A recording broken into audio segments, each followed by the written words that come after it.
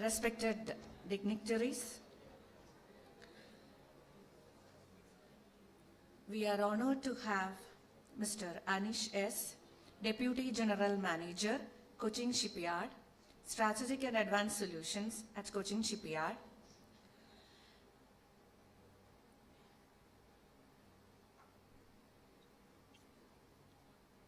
Mr. Anish S. completed his Bachelor of Technology in Electrical and Electronics from CET Trivandrum in 2001. He then pursued a postgraduate diploma in Power Plant Instrumentation and Control from Annamalai University. Following this, he earned MS in Software Systems from BITS Pilani by 2012. He further enhanced his qualifications by completing MBA in Project Management from Bharatiyar University in 2021. He began his career by joining as an executive trainee at Cochin Shipyard in November 2002.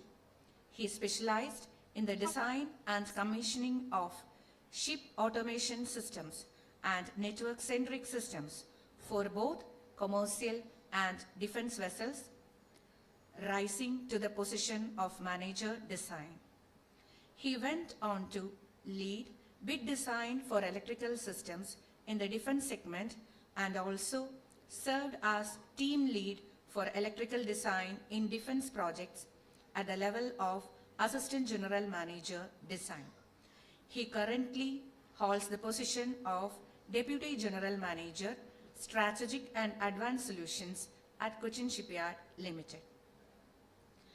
As the team lead for the Strategic and Advanced Solutions vertical, he is promoting innovation in the maritime industry, focusing on developing advanced products and solutions for niche markets. He spearheads projects in unmanned systems and smart ships with a strategic focus on sustainable marine technologies.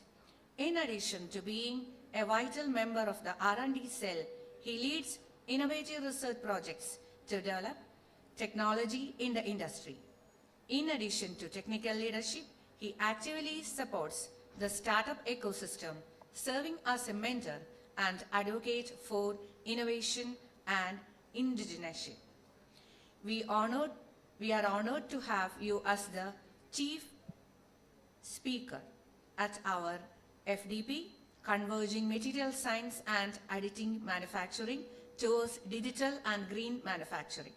Your knowledge and insights would be a great addition to our event, and we believe your words would truly motivate and engage our audience. I invite you to enlighten the gathering with your words.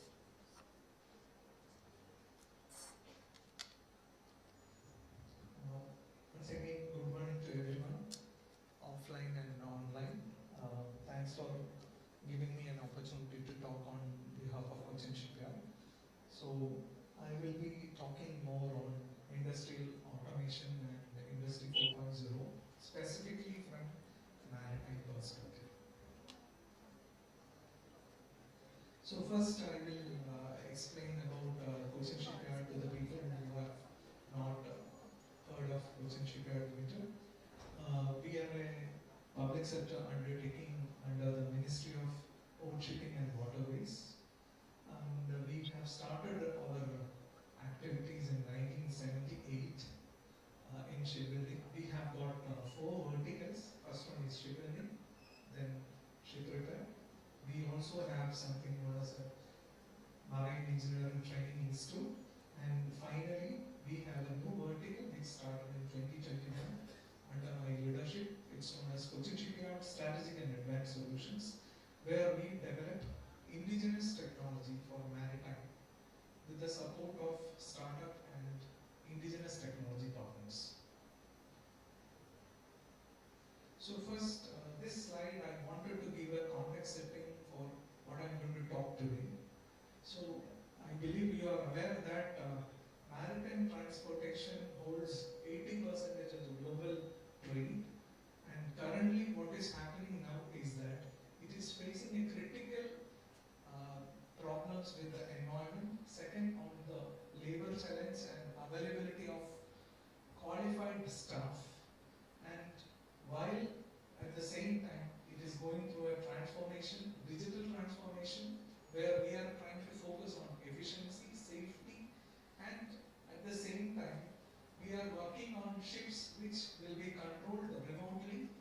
or maybe it will work completely autonomous.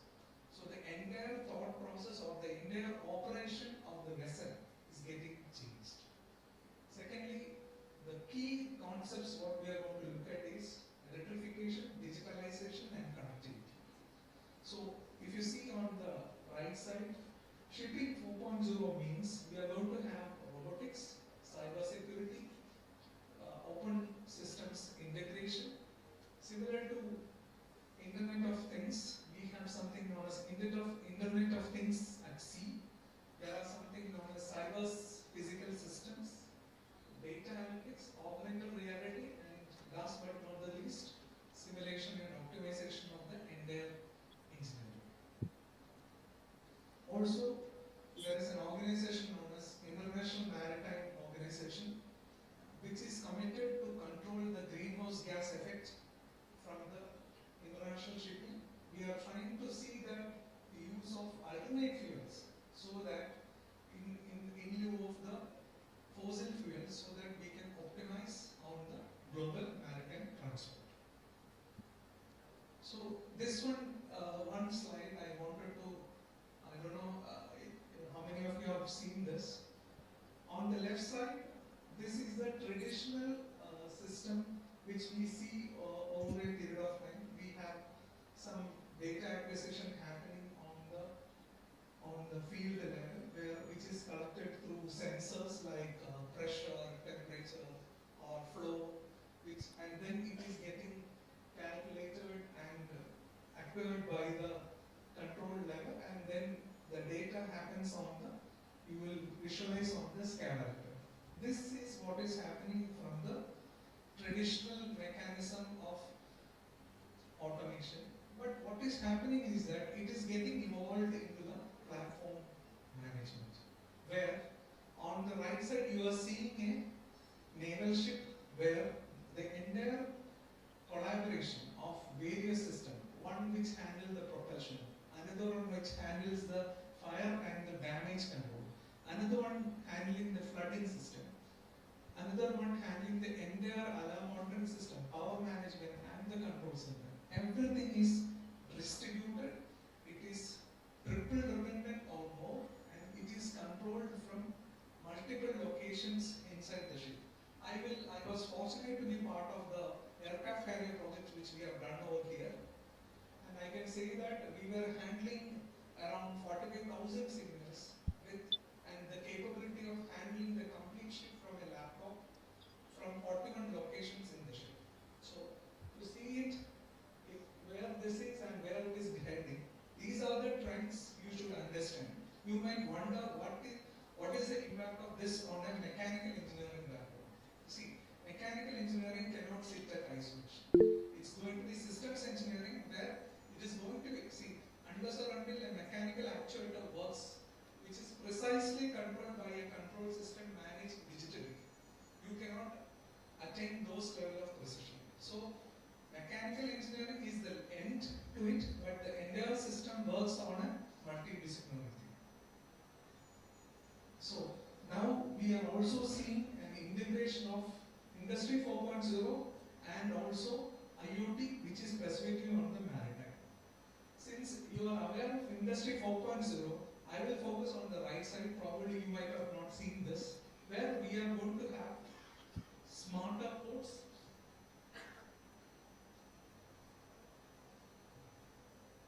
smarter ports, then we have smarter sea transport, smart ships, we are monitoring maritime life, we are monitoring weather, there is an aquaculture, maritime e-health, pollution control, and managing oil platform monitoring. All these things are specific use cases of maritime IoT. I hope people are aware about IoT, that is Internet of Things, and we are focusing specific end use cases in the maritime, which we term as maritime IoT. But it cannot sit at isolation. It is now getting converged with Industry 4.0, and we are going to see something very, very different, which you will see in the coming slides. Now I am going to also make you understand what's happening on the fuel which is powering the ships. Earlier it used to be fuel, that is a conventional fuel of diesel or petrol or heavy fuel which were used. Now we are switching on to LNG, LPG, biofuels, methanol, ammonia. We are also having battery or pure hydrogen. So if you see what is happening on the industry is trying more towards the alternate fuel. So 51% of the new ships which are going to be done are going to work on the alternate fuels rather than the conventional fuel. What is the challenge it is going to give to you if tomorrow you plan to join as a marine engineer or you wanted to run a company where you are going to manage ship? You need to have an understanding of the basic, starting from the basic chemistry of these fuels, and then how do you handle the safety? How do you handle the risk associated with these kind of fuels? This is one critical part I wanted you to understand when I am presenting a trend. So now first I will go through some trends. Then I will try to converge it into the systems where you need to focus as we move towards the new paradigm happening in the manufacturing and shipping. So another trend what is happening right now is known as smart sea vessels, where we are having ships which is connected 24/7 through satellite, and where we are monitoring. I will go back to the previous slide. We are monitoring the weather monitoring. We are monitoring the complete ship from various aspects so that we are in a perfect position to understand where the vessel is, at what level each equipment or each machinery is working perfectly, and through the predictive maintenance, how best we can optimize the things. All those things taken into consideration is known as smart vessels. Now this is another trend what is right now happening. Earlier we had, vessels are powered by propellers, but the prime movers were earlier engines. Now we are having electrical motor to drive them. So what is there in for the mechanical engineer? It is the design of these propulsion system that you will have to understand this, you have to understand how an electrical motor works. Then only you can understand the torque characteristics and the strain characteristics of what is happening in the propellers.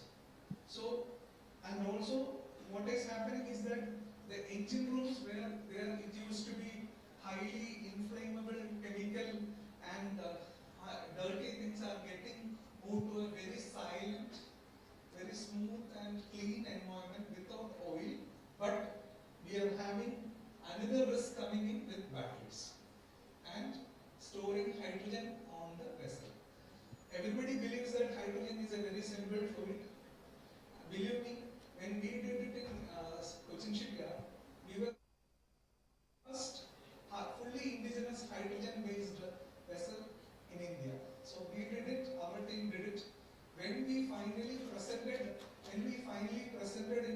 to our own management, our people were not willing to get on that ship. So we had to do multiple safety audits to convince them first. So that is a cultural change what we need to also do when we take these kind of fuels into it. And right now you wanted to see that vessel, it is at Varanasi. It is flying in the Varanasi, just like the water metro we have delivered in Cochin. I hope you have all gone to water metro, right? That's also driven by Cochin shipyard. So it is now we are going to the next stage where it is going to be driven by hydrogen. So that is right now driving in Varanasi. So you can see here the hydrogen storage is there, and we have using fuel cell for converting the hydrogen where we mix hydrogen and oxygen to make water, create some energy, electricity which we will use to run the motors, and also so the entire system works on something known as DC grid. Earlier the ships were on AC. Now the entire transition is happening to DC. So what is the impact on the mechanical engineer for this is that the DC system is very simple to handle from the electrical perspective, but it has got more stress and strain happening on the switchboards and all that, because you know what happens with the DC. When you have a, how is the magnetism created when a current flows through a conductor? It is a magnet, right? So north and north will repel. So all those stress and strain needs to be calculated. It needs advanced mechanism to optimize or minimize the switchboards to handle it. So how do you handle the cooling system for this? Everything will depend upon mechanical engineering.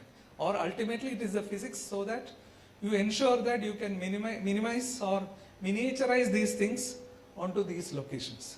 So that is the strength we will, as you people will have, but how do you handle it? Without understanding this or without getting exposure to these things or to the trends, you will never understand this. So I will request you to be part of the ecosystem, a local ecosystem, so that you will also understand what is going across in your Cochin itself. So this is another interesting game where right now giving only batteries or giving only fuel cell. I hope you are aware of fuel cell. Fuel cell is actually very sluggish. When there is a dynamic response is required from a fuel cell, it is very, very sluggish.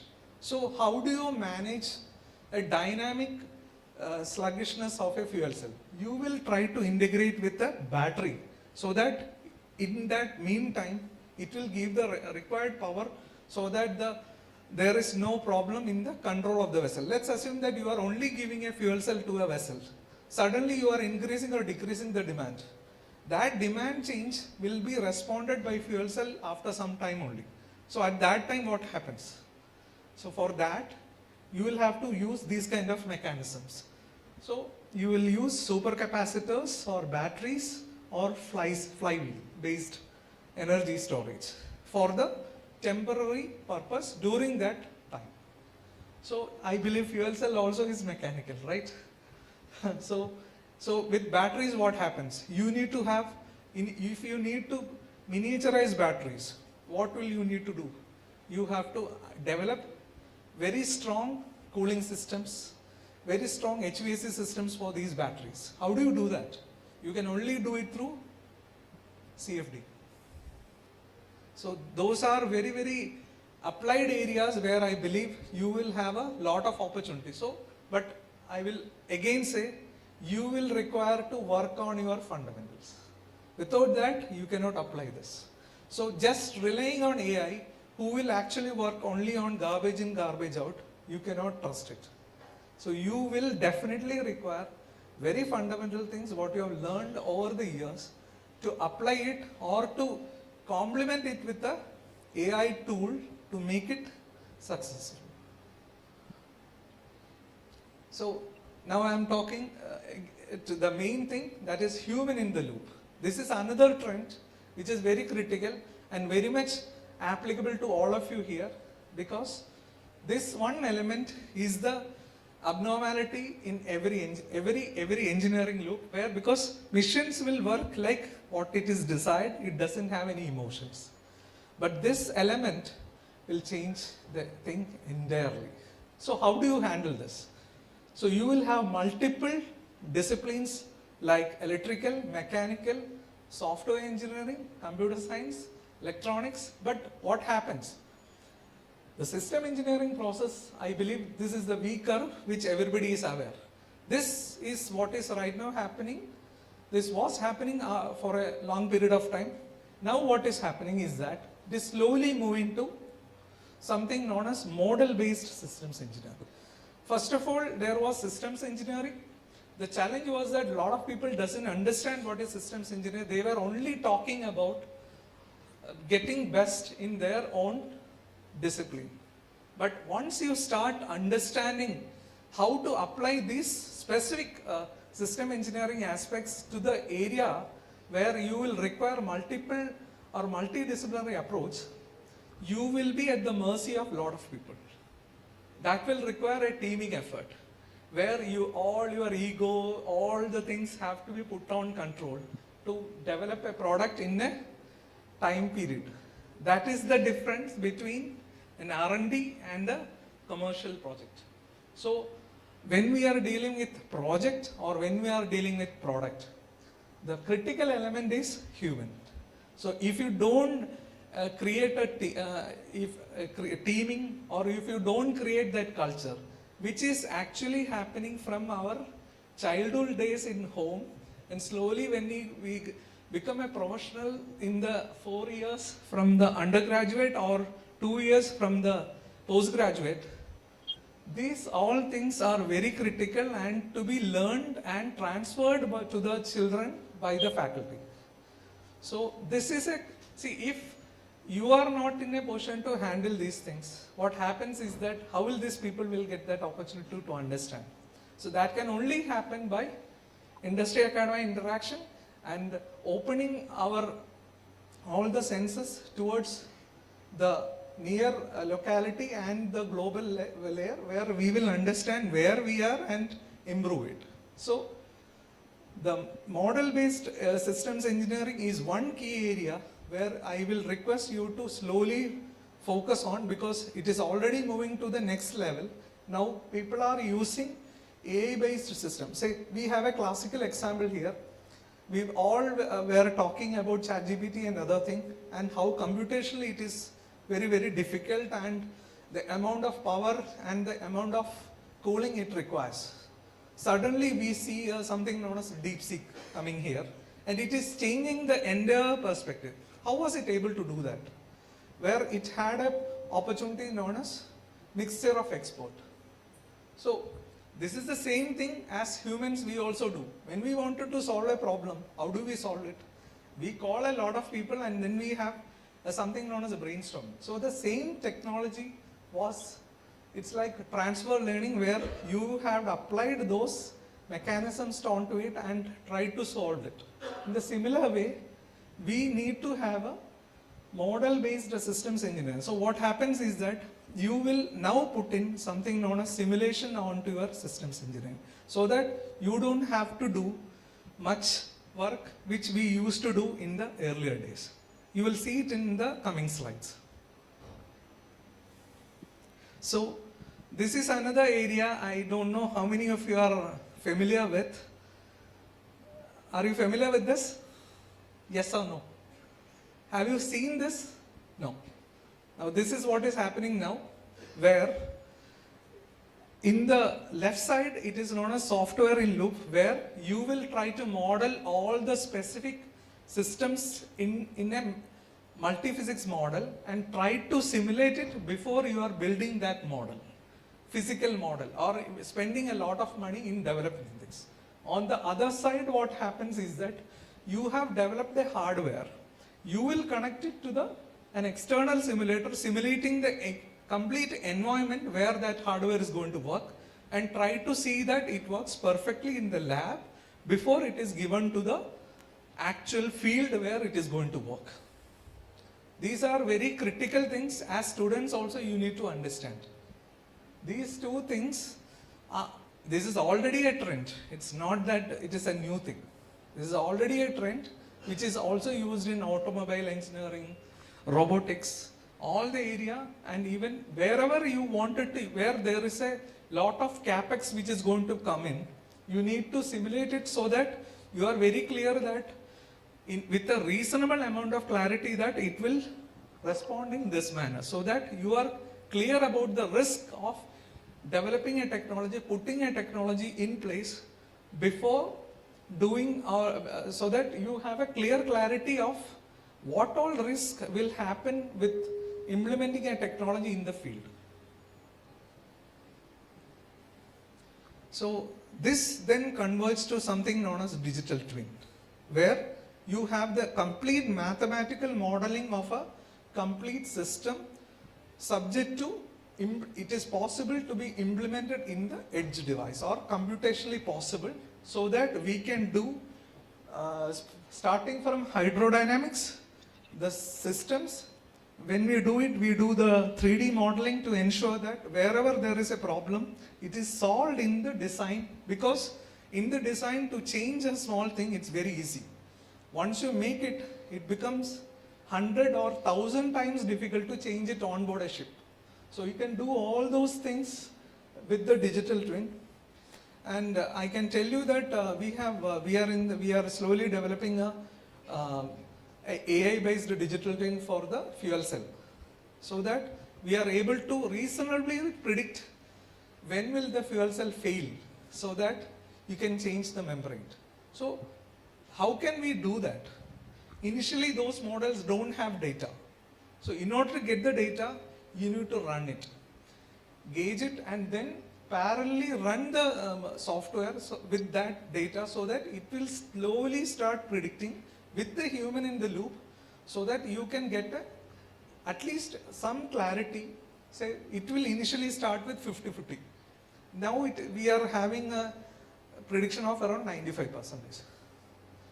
I can also tell you that GE, one of the key player in the gas turbine, they are able to reasonably predict up to 98% or more for the gas turbines, so that if a blade is going to change, or if an Emirates plane specifically traveling between the Middle East and East Asia, when that needs to be grounded, all this data is available with them.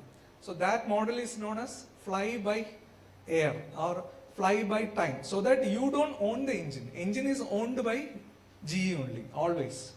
So you buy a plane, you don't have to own the engine. They will say that we will give you the engine with an availability factor of 99.99, so that you don't bother about it. But the point is, they will take all the data. Then only they will be able to predict it. So how are they able to do this? You need to create a mathematical model which is going to be that much aggressively predicting what's going to happen. What is its impact? Say for example, let's take that this digital twin. What is the impact of a digital twin for a ship? The ship will go through a point A to point B. It will go through in different climatic conditions, different environmental conditions. If your model is able to predict it, then you can exactly know how much fuel it is consuming, where it will be at a point of time. You can do the level or the clarity or the control, which earlier was in the hands of the people who are operating, is now available at the remote specific facility. So right now what is happening in Netherlands and Norway is that the vessel what we have delivered during the COVID, it is now operated remotely. There are very few people on board.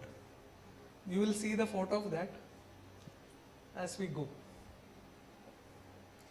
So this was what I was trying to explain, that you can take a very, very conscious decision support through AI. So what happens is that earlier it was an expert system. Now it is moving towards an AI-based system. But the point is that without human in the loop, or the human consciousness in the loop, it will never become a practical one. So if you wanted to stay relevant on that thing, how can you be staying relevant? That is only through domain knowledge. So it is not so the point is, there are two methods of it. I believe people from the computer science will understand this. It is known as depth. You go in depth or you go in breadth. Right now what is happening with ChatGPT coming in the layer, it is happening in breadth, not in depth. The challenge is that it is garbage in, garbage out in the core. So how do you change it?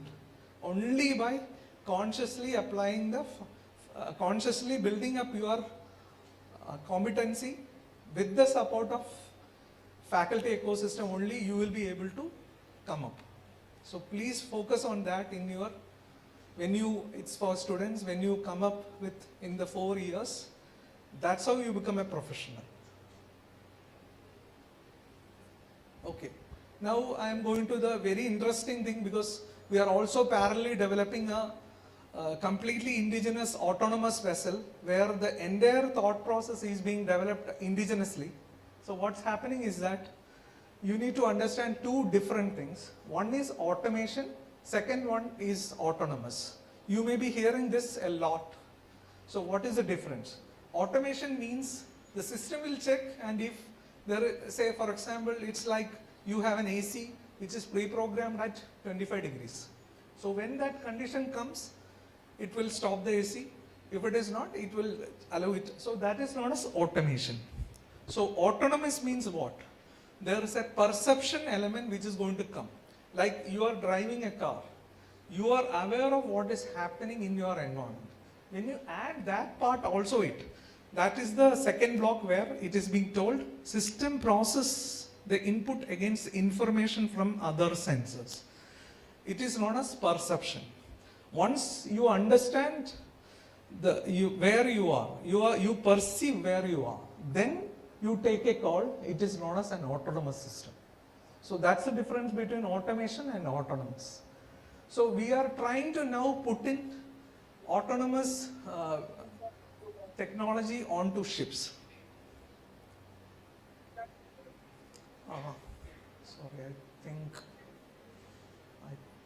Sorry, okay, sorry. So this is the vessel I told we have delivered during the COVID time to Norway. This is actual vessel which was there, we built it, but we were not part of the autonomy part. That was developed by Rolls-Royce. What is happening now is there are 5 levels of autonomous technology that's happening in the vessel. First one is that it has all the automated process and decision support, which is happening and available at all the vessels. Second level, there are people on board, but still the vessels can be controlled from the other locations also, and the people can take charge. Like what is happening in the aircraft also, there is a pilot, he can always put it in autopilot. Now in degree 3, we have people, there are no one on board. It will be purely controlled from a remote location. That is what is happening now in that vessel at Norway. And the last one is truly autonomous. I'll tell you a very interesting thing. Normally what happens is that assume that there are you are driving a vehicle, and there is another vehicle coming in. How do you say that I'm going to left or how I'm going to right? You put indicators, right? In the ship, there are no indicators. So normally what happens is that both the captains will call together and say that I am going to move on my port and I am going to move on my starboard. So in an autonomous boat, now talking to a manned vessel, how will you handle that? So you will call it. So the captain may be calling that I wanted to, okay, this is ship A calling ship B, can I move to port side? Will there be a response from B? You will need a real-time understanding of that talk coming in that local dialect to understand that, oh, he is referring to, he may be talking in Malayalam and the other, so how do you know? So those are very complicated, interesting use cases that's happening in autonomous. Very few what I just told. There are multiple things. There are legal angle to this. Before you put into, that's why you are not seeing a lot of autonomous cars in Kerala. I don't know how many of you know that there is a startup happening in Kochi which does autonomous car. It's known as Roche.ai. Maybe you try to see it, you will understand that they have a very interesting data set which will handle autos in road, which the Teslas don't have. So those are the interesting things what is happening now. So I'll just go back. Once you have autonomous things coming on board, you have a bigger problem with cybersecurity. So this is what is happening with, I don't know, there is a case with Uber in India. What has happened is that, I believe this is from Rajasthan. What they did was that they were trying to spoof the GPS by running virtual vehicles using software-defined radios, so that the phone was lying at one place, but it was always on travel, and there were a lot of virtual travels were booked. and finally they found out that it's not even running. So in the same way, if you, in the vessels what happens is that it is purely relying on GPS. So it is possible to spoof the GPS or jam the GPS. So you don't have any control on the position information. So this is also happening with the drones. I believe you are seeing now. So there are multiple methods of handling that. But very interesting to say that the entire scenario changes underwater. There is no GPS. Because the GPS will only work with a radio frequency signal, and underwater it is not there. So how do you find a location, or how do you do that? It's through something known as Doppler velocity log. Please see all these things. These are going to be, because that is, with that data only you will understand how submarines stay underneath, or underwater vehicle, ROV, AUV, all those things will work with those technologies known as DVL, Doppler velocity log. So I will show one slide how it is going to happen. Now what is the impact of these things with mechanical engineering? It's very simple. I believe you have heard long back that there was an incident of nuclear facility of the Iran getting attacked by viruses sent by another country. That too happening in PLC. How many of you know PLC? This programmed logic controller, which was at one time known to be virus proof. How did they do that? Because they were able to, those were connected to the internet, and slowly they were able to do that. Okay. But in the same way, that's not happening in our country. Why? Because we are not relying on those kind of things. Those are very specific controls which are being used in our country. Please try to understand these things, because it's very important, because you will be part of an ecosystem where it will be always multidisciplinary. And you have to understand and to get a system knowledge, then only you will be able to give a value add to this kind of multidisciplinary engineering ecosystem. So in the similar way, we have something known as ACS UR E26 and E27. You don't have to remember this, but understand the logic that it is getting mandatory. And second one is that every device now needs to be, what I can say, hardened to ensure that there is no cybersecurity issues are happening. So all these things requires very specialist individuals to handle these kind of things. So without understanding the, say for example, let's assume that you are part of an, fuel cell based system. Now to make it cyber compliant, you need to understand the individual systems working on the fuel cell, which a mechanical engineer or an electrical engineer can only understand. The computer person may not be able to understand it. Unless or he doesn't understand where all things to ensure that this is not happening, he cannot do that. So it's always easy for us to apply these kind of principles along with our core domain, so that you will give a clear clarity or a directive to a computer engineer who can do this for you. So that is the upskilling you should look at it when you are doing these kind of newer courses. So this is the sensor fusion part, which will be normally done on an autonomous vehicle. This is common for all the vehicles, whether it is running on land, whether it's in air or at sea. The use cases will differ, but here I am saying about in sea, where we, in our autonomous vehicle, we are using a multispectral camera, and also we are using, we are not using LiDAR, we are using radar to detect, because what happens is that when it is raining or when it is having fog, there are difficulties with LiDAR and cameras because of diffraction. So you will need radars to identify to avoid collision avoidance. So what is the change that is happening when we were earlier doing a normal vehicle, where we have who all were the stakeholders. There was a shipping company who wanted to make a ship. Then he will approach to a shipbuilding company who will try to source the equipment from the equipment manufacturer.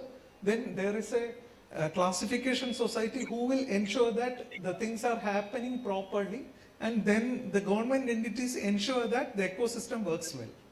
This was still when the autonomous was not there. Now we have two more entities coming in, that is communication and cybersecurity. So this is also going to happen for every, say tomorrow we are hearing something known as dark factory. So it will need this. You are going to work on robotics. You are going to work on communication. So you will need to have a cyber compliant communication system working on a dark factory. So in the same case, this is what is happening with the autonomous vessels. Also, I thought that I will also wanted to put what is happening on the material science with the maritime spaces. First, green compliant.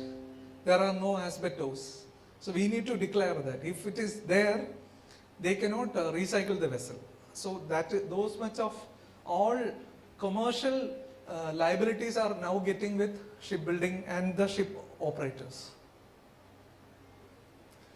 Also, what is happening in the manufacturing? With global trends coming in and Industry 4.0 driving the thing, we are looking at something known as Shipyard 4.0, where we are doing lean manufacturing, and we are going to be a very, very strong project management organization so that we can optimize the timelines and by working with the work study and other things.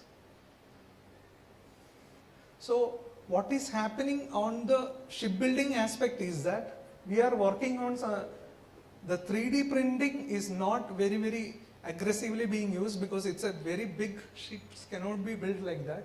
Smaller boats and components are being now tried for doing 3D printing, and specifically slowly we are working with robots. They are going to, like AI agents, we will have now team of robots and employees to work on it. We are now in that stage where advanced countries have already started to work on it, but you have to also understand it's a very highly dynamic situation where you cannot do a pre-programming of a robot to do the welding because the shape will change with all the sections. So it's not that easy to work through that. And modular construction is already there. Now we are again focusing to ensure that specific tolerance controls can be done, and with proper integration of digital twins, so that in future also if there is a problem, we will exactly understand where the problem is. So in the conclusion, what I would love to say that is that you need to have a clear clarity on a multidisciplinary thought process. You will be part of a multidisciplinary team who will be developing a ship. So it will have naval architecture, electrical engineering, computer science and cyber physical systems. You will have to work with the digital twin. You need to have understanding of material intelligence and advanced manufacturing, and also there it will be a circular life cycle support to handle all the stakeholders in the maritime space. Thank you.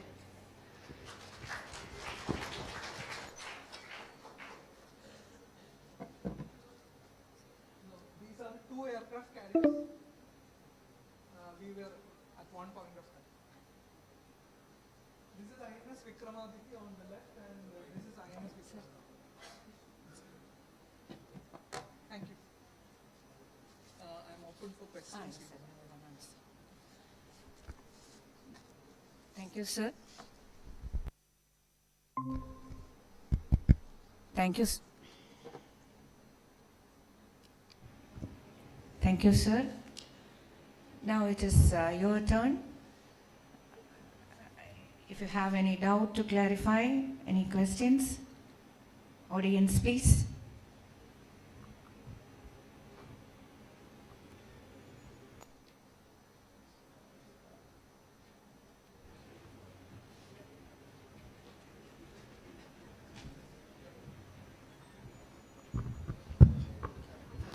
Hello sir, I'm Mavani Shaiju, a second year mechanical engineering student. So as a mechanical engineer, what skills should we develop to work in the smart shipbuilding industries?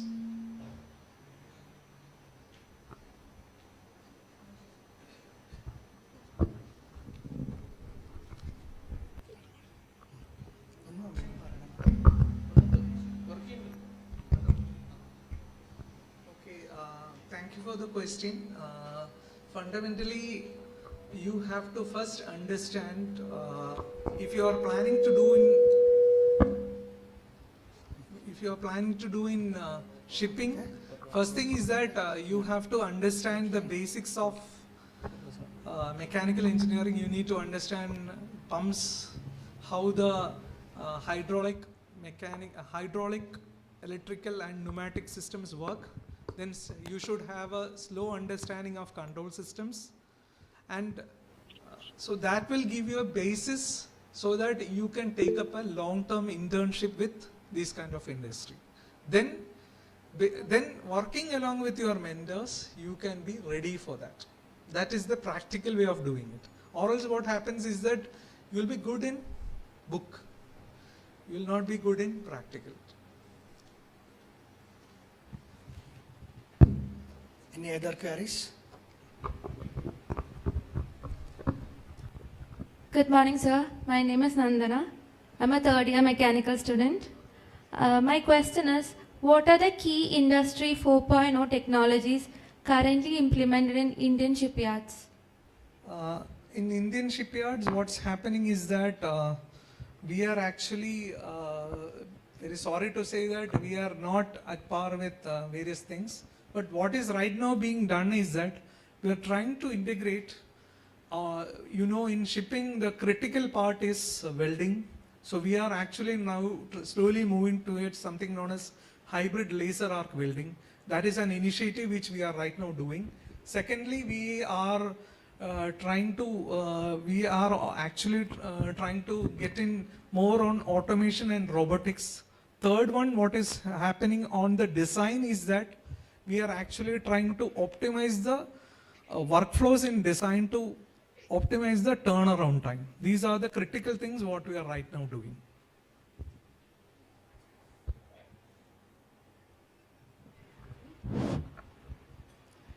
So, myself Ampli, working as assistant professor in the Department of Electronics and Communication. And thank you, sir, for this wonderful session because it gives the importance of multidisciplinary areas. And I have a doubt about the maritime autonomous vehicle. So you are telling about we developed on some AI techniques which can be utilized for the real-time applications. So what type of edge devices are we preferring for the maritime applications? Right now, okay, it's a very interesting question. Fundamentally, first thing is that we cannot directly implement any of the devices directly on board because it is actually bounded by legal and other complications. So what we have to do is that we have to prove that the system is reliable, and that can only happen if we will take, say for example, let's take that we take a standard design based on Jetson Nano and as an edge device. And we have developed our system, it is working perfectly in the lab. Now the second part, what happens is that if we directly implement it onto ship and because the entire environment is different, because it is highly salty, so and also there is a temperature element, ambient temperature, ambient vibration, everything needs to be taken care, and the electronics will be working on an area where there will be conducted emission and radiation emission. So you need to also handle the EMI/EMC part. All those things are from the hardware perspective. From the software perspective is that how can we be sure that there is no problem, that the code is going to run forever till it is switched off. So the problem is that how do you handle that much level of reliability where the code is running, say for example 365 days 24/7. So you need to have something known as, you need to handle redundancy, you need to put in fault tolerant systems, maybe you have to also implement digital watchdogs and all the other things. So once those entire process is known as certification. Typically when we do let's assume that we have done a prototype, then it goes through these extensive thing for at least for an year, where we will put it on smaller models and we will also put in something known as hardware in loop. Then we do it for 6 to 8 months, then only we will get a clearance from the agencies to put that hardware or the solution on board the ship. Then we will do it, then another 6 to 8 months, then only the people with the highest risk-taking capacity only will induct onto the ship. That is the way it is happening. Sir, myself Jiju PP from the Department of Mechanical Engineering. Sir, if you don't mind, can you share a few words regarding the startup you are going to start? Very, very interesting question. I'm going to actually move towards a startup which is going to work. There are 2 startups what I am presently looking at, but my inclination is always towards hardware for the long period of time. So I'm actually moving to a organization which will work on precision robotics, underwater electronics, and multiphysics simulation. They have 3 verticals, and it is in Cochin. Unfortunately, I am not in a position to disclose the name. You will see it in my profile in the coming April. But one thing also I wanted to tell you, I have been in this space supporting startup for more than 8 years. What I have seen over the years is that it is not the capital, it is not the drive which is stopping the startups. It's purely the skill, that human in the loop, which is stopping a lot of startups here in Cochin.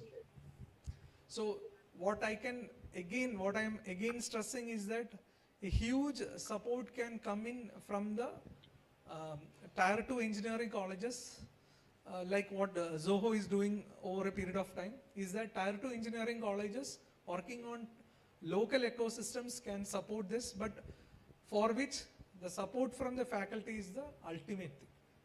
So that is where the whole thing matters. Good afternoon, sir. My name is Jishnu. So, sir, you talked about using digital twins in shipbuilding or ship systems, right? So, how, irrespective of how accurate the computation might be, there will always be human errors or something unexpected, right? So, how do we develop a digital twin system that's reliable enough that we can depend on it? It's always a trade-off. There is no 100% system. I'll tell you, we have done 1.5 years testing one system. It was perfectly running in lab. We implemented on board a ship. It failed beautifully.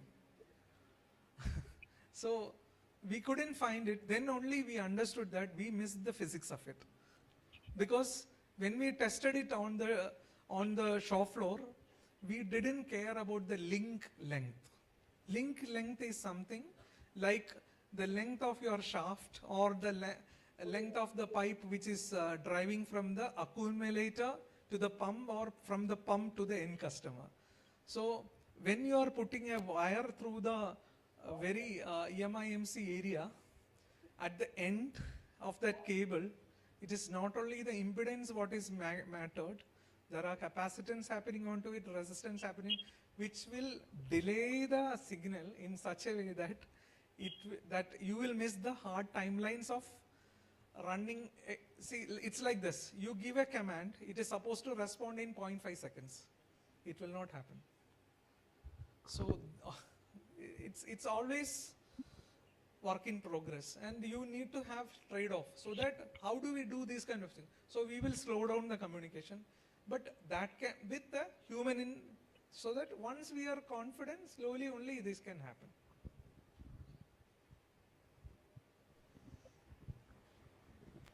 Thank you. Thank you. Thank you, sir.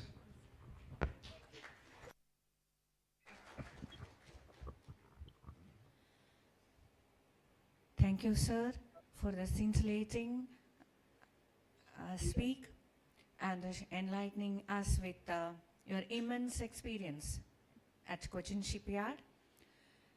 it was very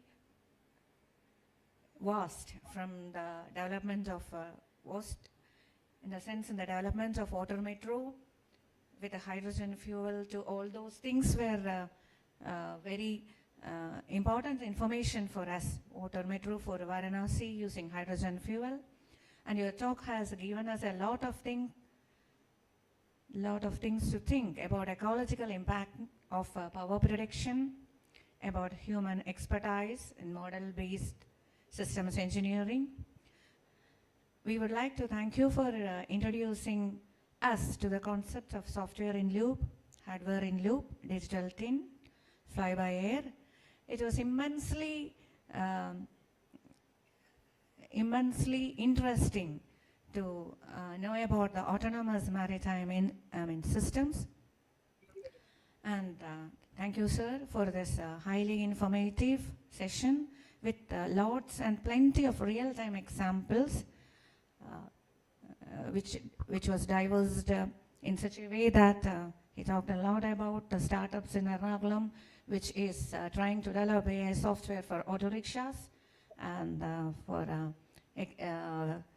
about the communication between the captains in the ship. That is a really important topic. Communication or communication mismatch can lead to several important or several fatal decision making, and about the autonomous systems that are going to developed by Cochin Shipyard. Thank you, sir, once again for honoring us with your gracious presence. May I invite Dr. Rajesh C.R., our HOD, to honor our chief guest with our token of appreciation.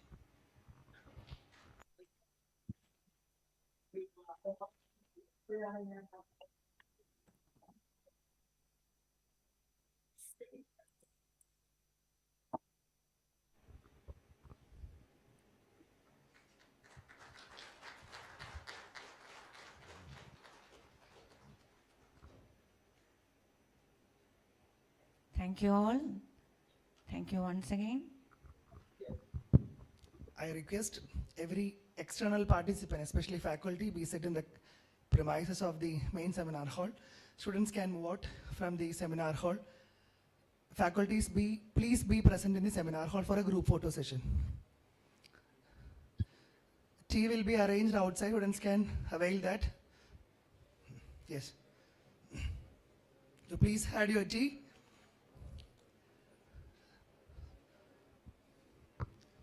Faculties, kindly be present here in the seminar hall for a group photo.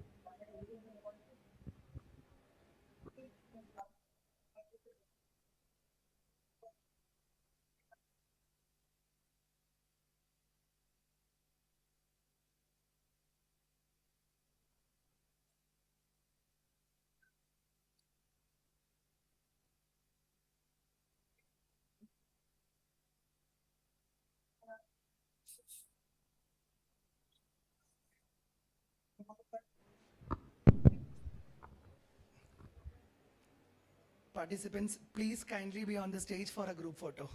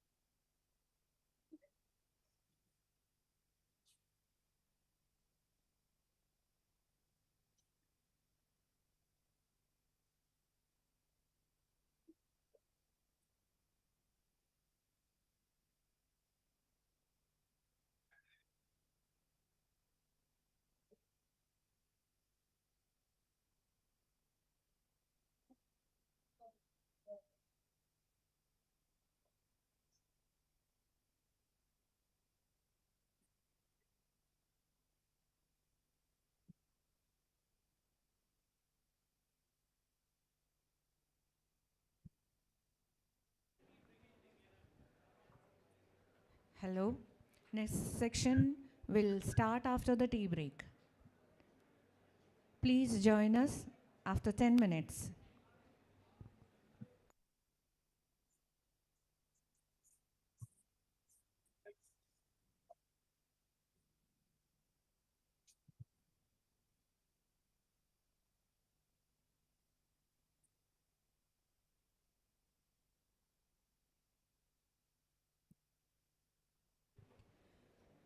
Participants, please join us after the tea break.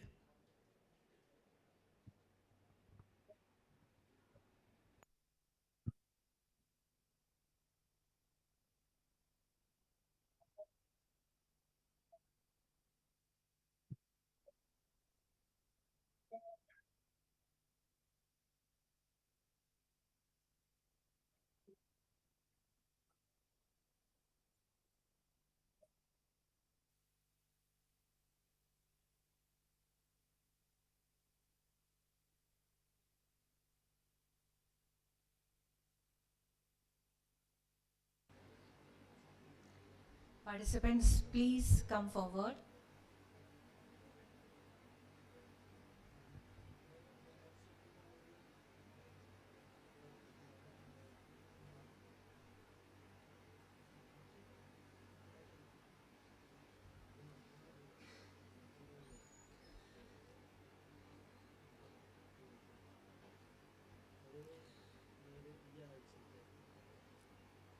Let us begin our second session of the day. It is with great honor and privilege I am introducing our distinguished speaker for the second session, Dr. Shivakumar Shelvaraju, a highly accomplished university academic with over 10 years of experience in teaching and research. Dr. Shivakumar holds a Bachelor of Engineering in Mechanical Engineering from the University of Madras, followed by MS in Computational Engineering from prestigious Ruhr University, Bochum, Germany. He has recently completed his doctorate in Mechanical Engineering from the National Taiwan University of Science and Technology, Taipei. His professional journey has taken him across the globe, having served as lecturer at Anna University affiliated colleges in India, as research and teaching assistant at the University of Cape Town, South Africa, and as lecturer at Valega University in Ethiopia, reflecting his truly international academic presence. Dr. Shivakumar's expertise spans from metal matrix composite, hydrogen storage, thermal analysis, biomaterials, to computational fluid dynamics. He has authored several notable publications in reputed international journals and has contributed to impactful research projects across Germany, South Africa, and Taiwan. Sir, I invite you to enlighten the gathering.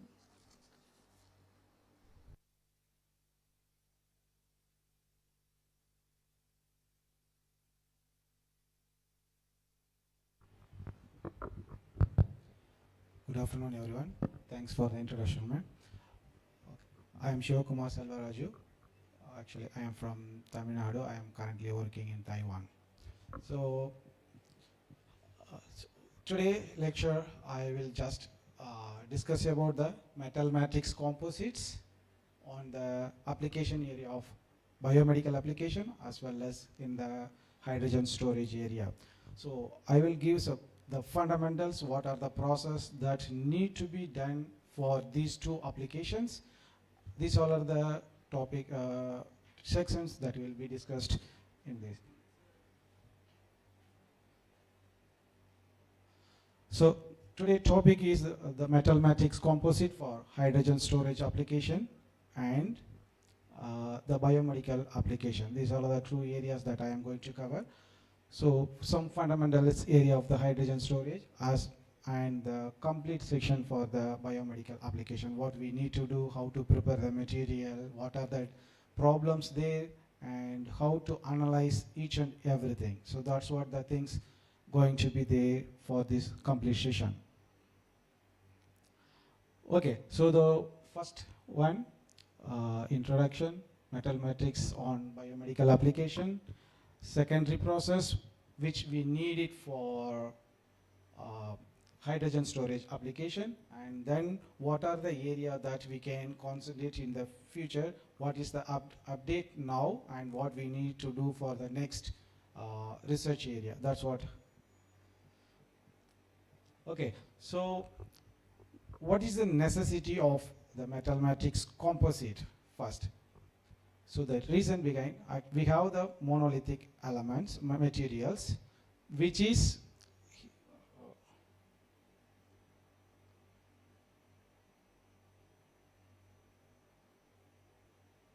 okay, so the monolithic elements, it's a pure material which we can use for all the applications, and it is not good enough to have the strength, and different application need different strength and ductility and many other properties. So that's the reason we are looking for the metal matrix composite.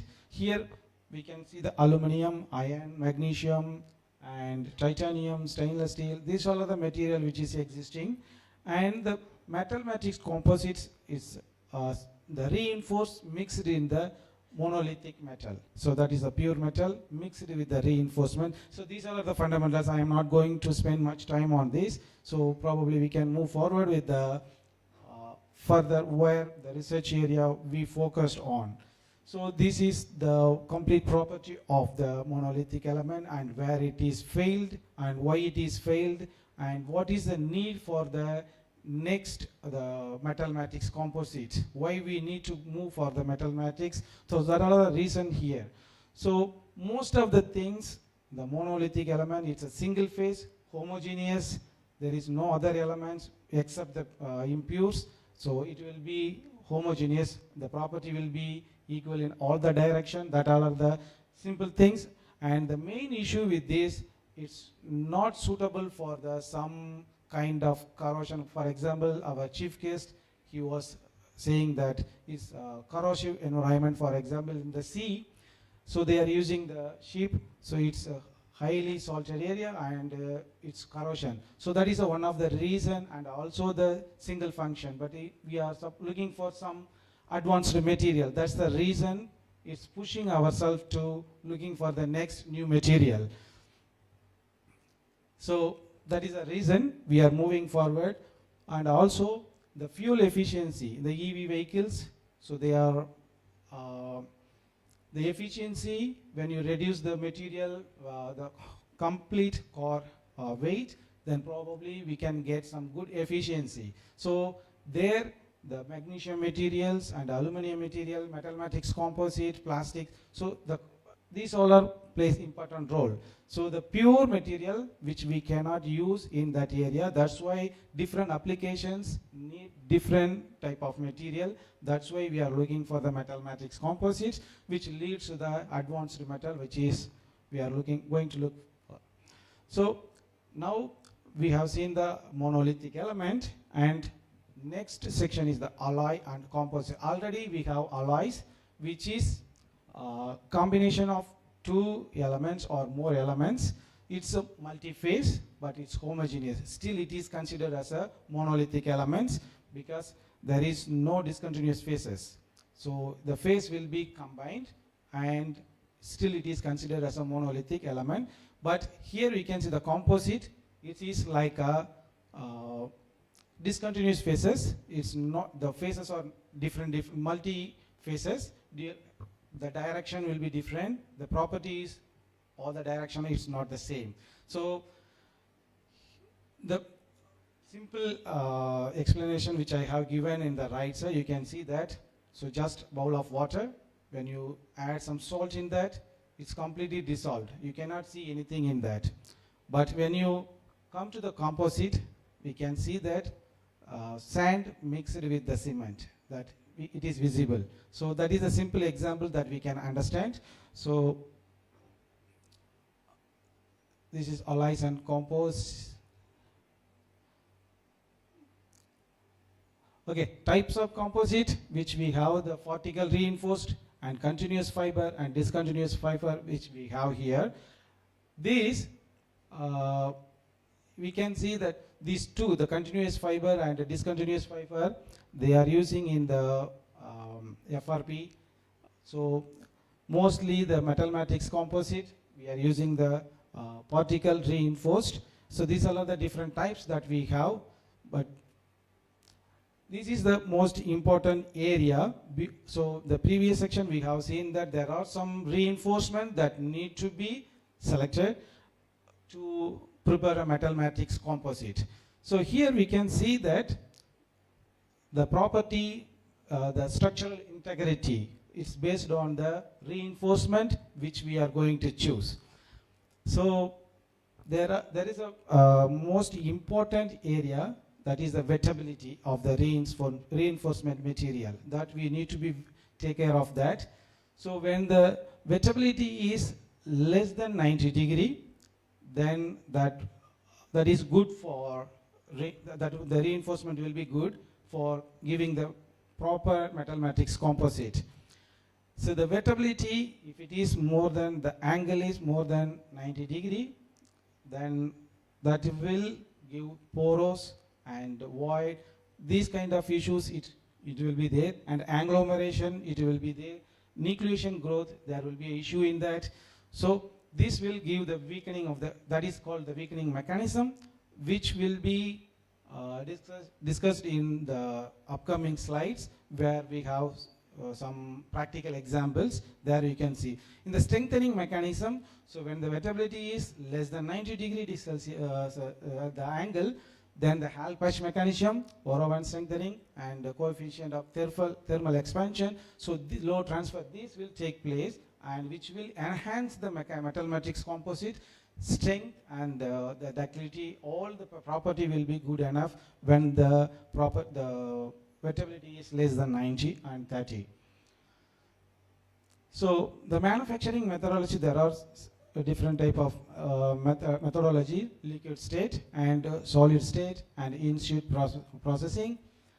In this case, most of the time we are using stir casting and stir cuse casting, and the infiltration, it is there, the facilities we have, but we never use that. Most of the time we are using the stir casting one, and sometimes we are using powder metrology. So spark plasma sintering and other the preparation method.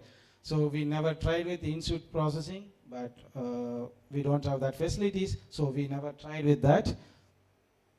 And this is the stir casting method, the schematical diagram, and what are the processing processing condition for the magnesium metal matrix composite. So we are not going to discuss anything about the aluminum and other alloy elements. So we are going to discuss only on the metal matrix composite with magnesium and other reinforcements. So the reason why we are choosing this stir casting method, though it has some issues, the reason why we are having this one is fabrication cost. It's very simple, the process is very simple, and it's low cost, as well as the uniform dispersion, we can have it, minimum porosity level, but the porosity is, it will be existing, and it will be minimum. So this is the setup that we have in our lab. So before, actually, as we have seen in the previous slide, so the SF6 and organ environment, it's a control environment, it's mandatory to do the casting. So the first one, so the organ gas and SF6 and the crucible and the mold, and so these are the facilities. That's the final outcome which you have seen, the 4 ingots which I prepared by myself for my research.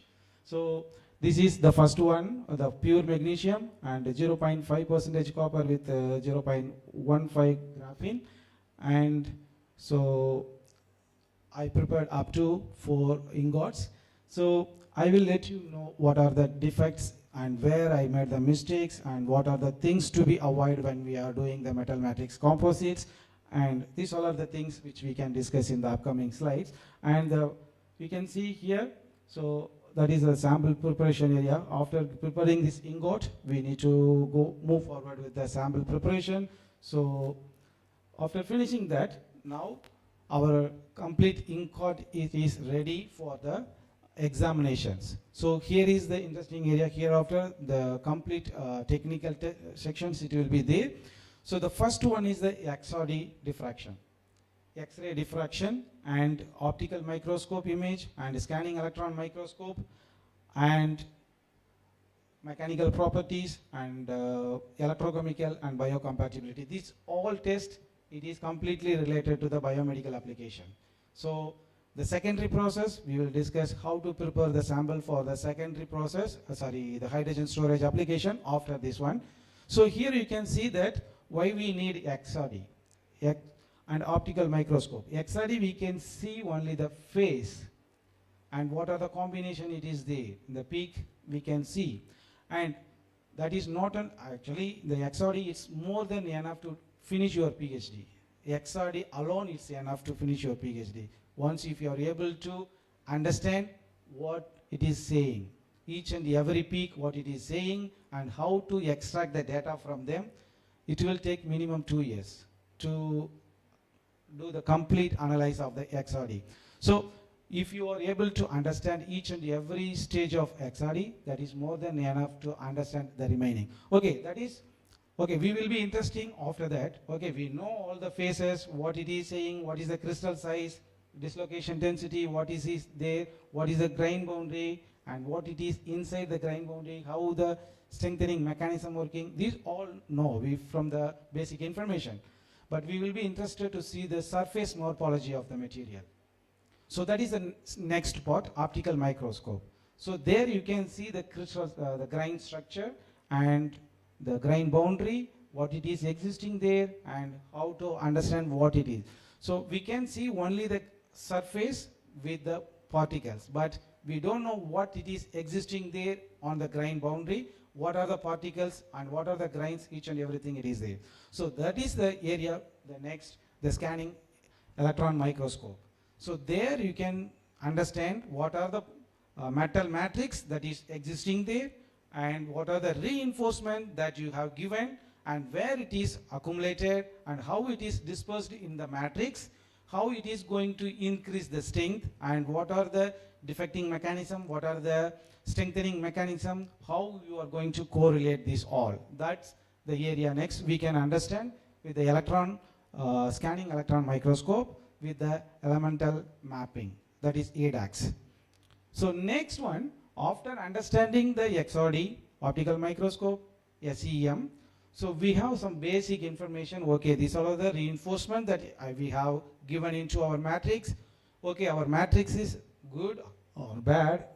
So now we are going to check the mechanical properties. So how it is going to work on it.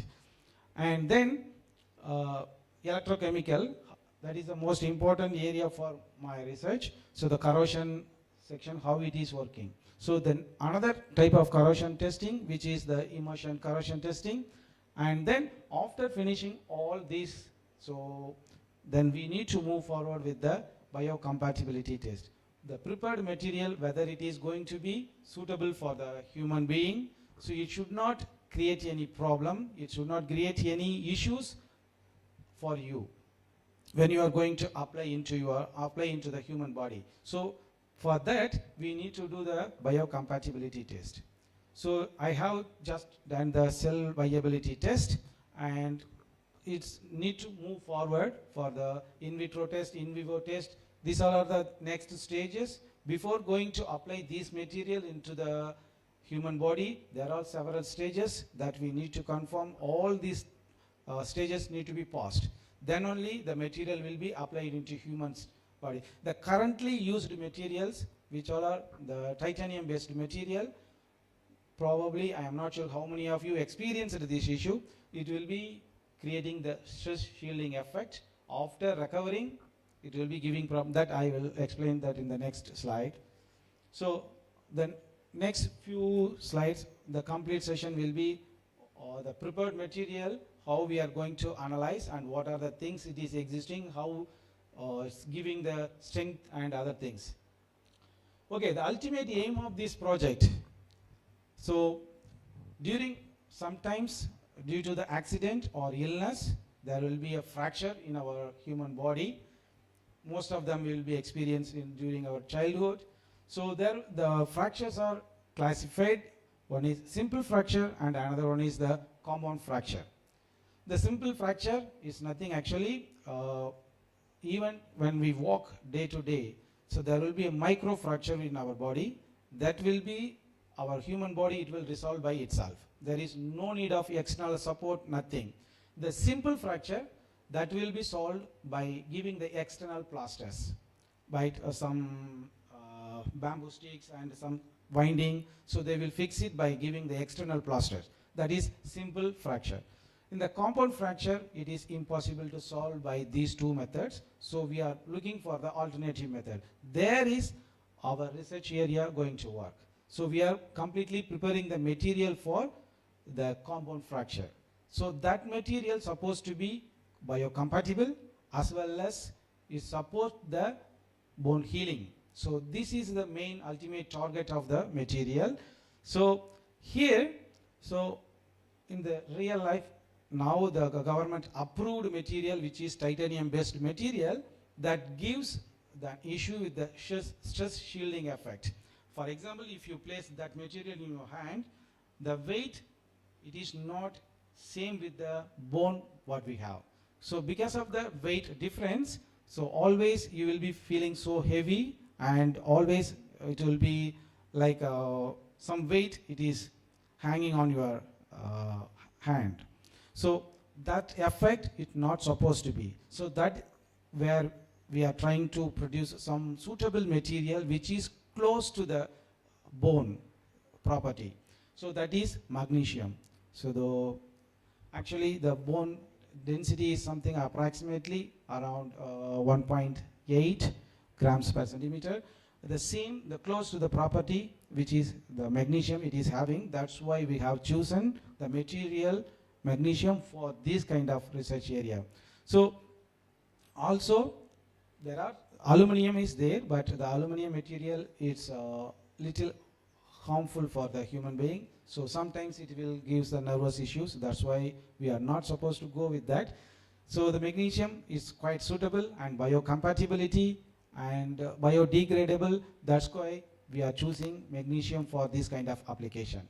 It's the only problem what we have, it is highly corrosive. That is the only problem that we have. So apart from that, apart from the titanium material, we have the ceramic based material and polymer based material. Based on the chemical property and mechanical property what we need, so we will be using that material based on the requirement. Based on the chemical and mechanical property requirement, we will be applying these metals, whether it can be ceramic or it can be polymer. For example, the wound healing application. So we no need the heavy metals for that. For that, probably you can go with the polymers. So that kind of research, one of my colleagues, she is also doing that. And so since my ultimate aim is to bone healing application, so I am just concentrating on the metal matrix and which is based on the magnesium alloy. So the favorable condition, as I mentioned in the previous slide, so it's completely degradable, it's compatible, lightweight, and the strength, the specific strength, it's good for. And the only issue what we have is highly corrosive. So that need to be avoided, that we need to fix. Still, we are trying as much as possible, still we are not into the medical application area. Okay, so we have seen in the previous slide that the materials, ceramic, polymers and metal, aluminum, these. So what is the problem they have? So we can, the ceramic material, the safety wise, it has some problem, and degradability, it will not degrade easily, and brittle load bearing capacity is not good enough. The polymers, the strength is not good enough, and the antibacterial functionality, the ceramic material, it is already the hydroxyapatite is incorporated with that. So the antibacterial property, it is possible with that. But in the polymer, it is not possible, and currently it is not existing. And the metals, so far what they have, it is high yield strength and density stress shielding effect, so which need to be avoided. That's what I mentioned in the previous. And still the antibacterial functionality, it is not there, and which need to be fixed. And as I mentioned, the aluminum, lithium, yttrium and rare earth elements, they are also using these materials, but it's cytotoxic. It's harm to the human body. That's why, so it's not approved so far. And the current work which we tried, actually the multifunctional one, supposed to be antibacterial effect as well as the increase the mechanical properties. This is the ultimate aim of our work. So as I mentioned, so I have chosen magnesium material, and which we have seen that corrosion property and mechanical properties, these two need to be addressed in this. So that is the main issue for this. The hypothesis for this work, so actually that is not that much important since for this. So the matrix, pure magnesium and AC31 alloy, maybe you may have a questions. So why already AC31 it's an alloy? Why do we need the reinforcement or something? So the reason, still it's highly corrosive. We can see when we, I will show you that the electrochemical area, so how quickly it is getting corroded. So the reinforcement which I have given, it's very minimal, so tiny, the proportion is very little. However, you can see the difference between the pure magnesium alloy as well as the composite which we prepared. So here you can, as I mentioned, the graphene and copper I have chosen as a reinforcement. We expect that graphene, it will give the good mechanical property, and copper, we expect that antibacterial property. So, but I am sorry to say that we failed in these two. So this is the complete work which I explained in this, and these are the things we are going to be prepared already. So the test, the microstructure analysis, mechanical test, electrochemical and biocompatibility test, all the tests we performed with the ASTM standard, and the material prepared also is with the ASTM standard. Okay, now this is the first area. We prepared our material. Our ultimate aim is to prepare the biocompatible material for bone healing application. We prepared the composite, and now we need to know what happens with the material, how it is the reinforcements is reacting with the matrix. So there you can see what are the phases it is existing in this. So you can see that, so the pure magnesium and the reinforcement added the prepared composite green and violet and yellow. So this you can see, but we couldn't see any peak difference. The reason behind the added graphene is not at all, it's low in diffraction, so that is one of the reason. And the second one is that the addition element, the fraction, volume fraction is very small. That's one of the reason. So these two reasons, we are not able to see in the peak. There is no difference in the peak, but this will be confirmed when we are doing in the SEM, scanning electron microscope. There you can confirm whether the material is existing there or not. So there you can see. So that,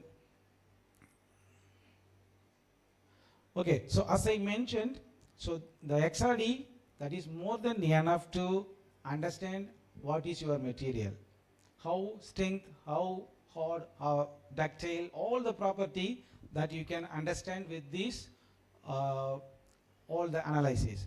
So the crystallite size, microstrain, dislocation density. So there are set of calculations that we need to do from the peak. So where is the peak?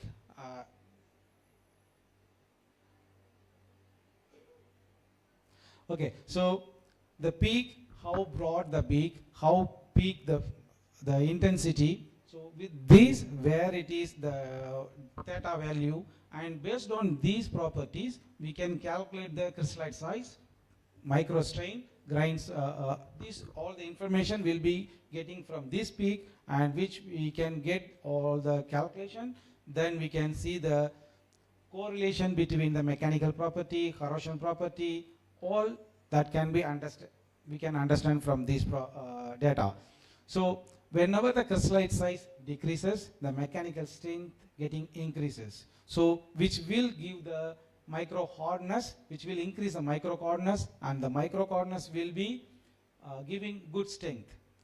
And sometimes when it is exceeding, it may be brittle, and then that is also one of the problem. So there we need to be very careful with your reinforcement.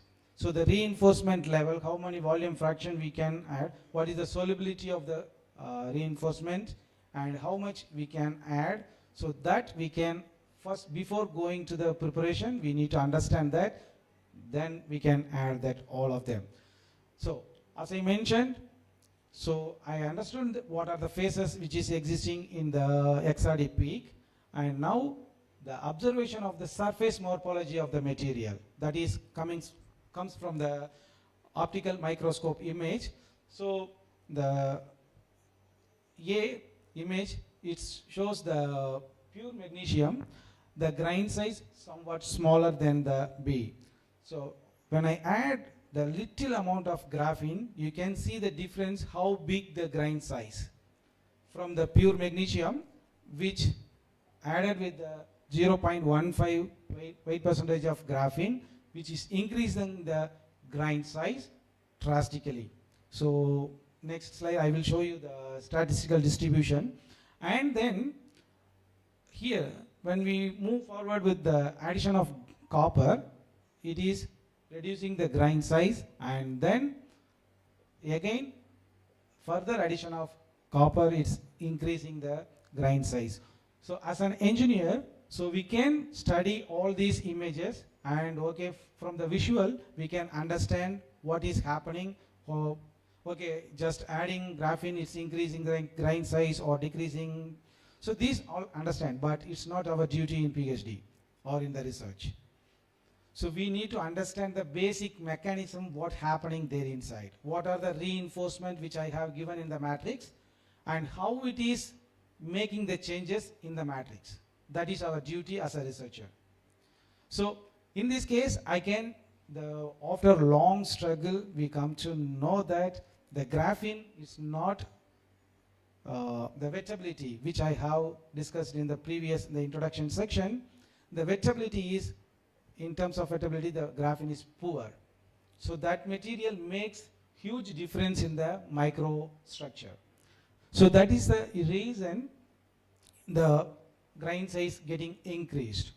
And then, so now, so we have seen that the grain size is getting increased when we add the graphene. But how the copper addition is getting reduced the grain size.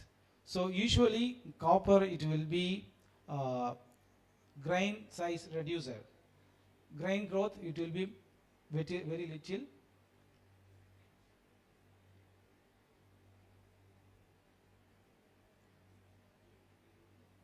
No,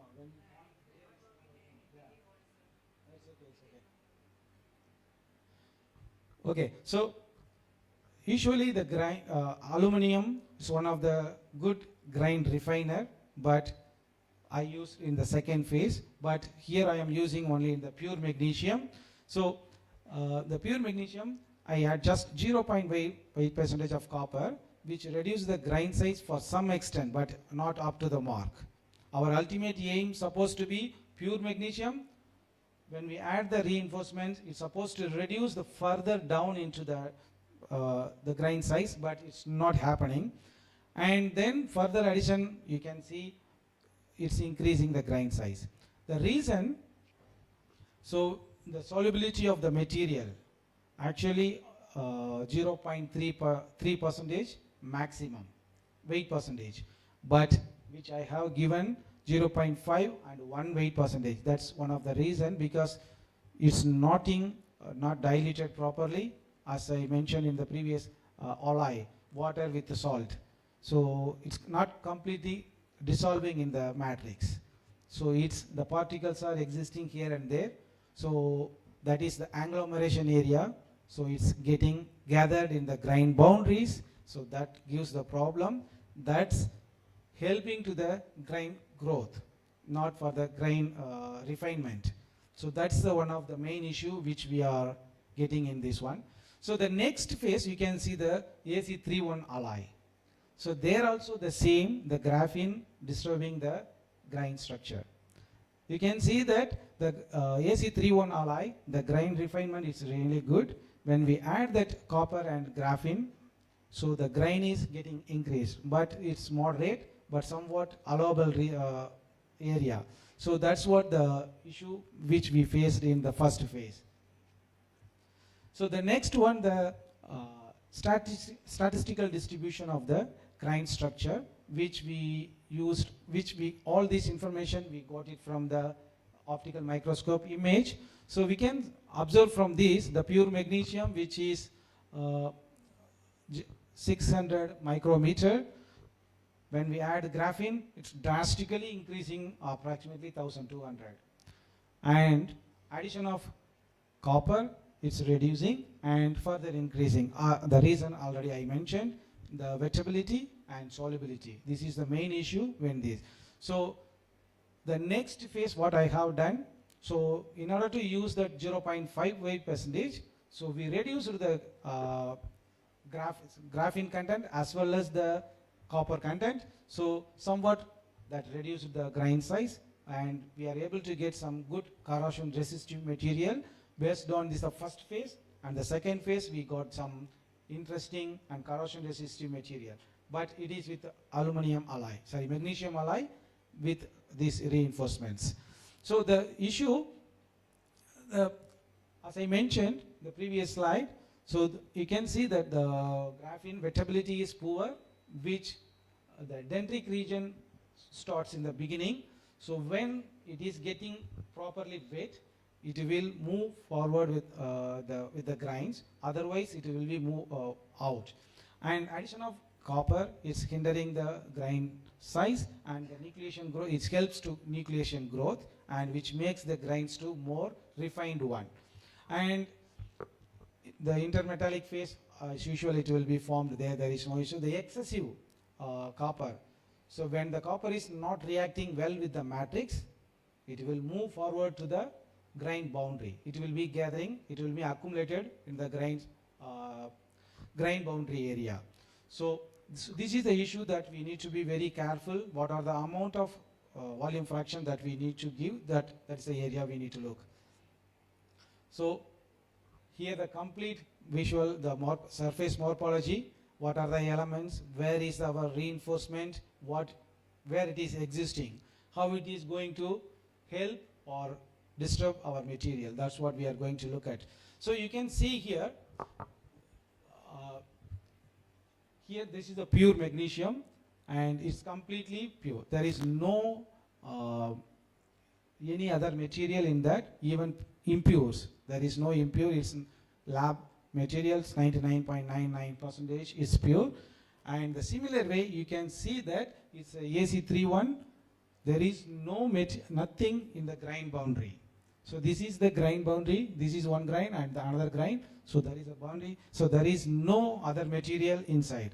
So now the next, when you move here, so this is the pure magnesium with the 0.5% of copper, and which we can see that the grain boundary, as I mentioned, the copper is not properly reacting well with the matrix, which is moving towards the grain boundary. So why it is moving towards the grain boundary? So it's supposed to balance the free energy and make the system completely thermodynamically stable.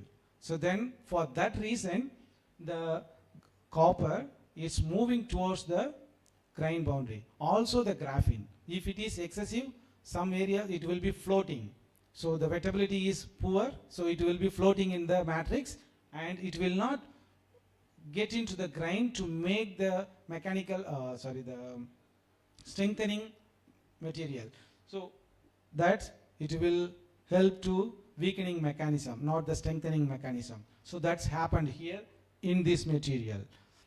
So here we can see that the aluminum based alloy material, alloy composite, which is really good, and the elemental mapping, whatever the material which we have given as a reinforcement, that we all are visible, and also the grain boundaries are free from accumulation. So that is our ultimate aim, the first phase, which the phased grain boundary accumulation, which helps to rapid degradation. So that which we solved by reducing the reinforcement and little amount of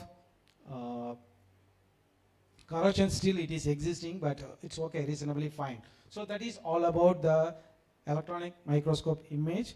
So here we can see only where the material, what are the materials, where it is existing, and this is one of the main area. But without this electron microscope image, we can also finish the remaining, we can publish the paper.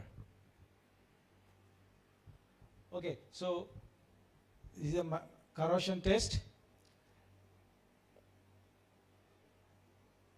Compression test. So this is a mechanical property. When I am not going to present the pure magnesium because we don't have any material, because I can show you if we have some time. I have some materials with me. I can show you that, we can see. So we planned and prepared compression test only for the AC31 alloy, and which gives some reasonable increment, but not up to the mark. The reinforcement need to be properly checked actually. So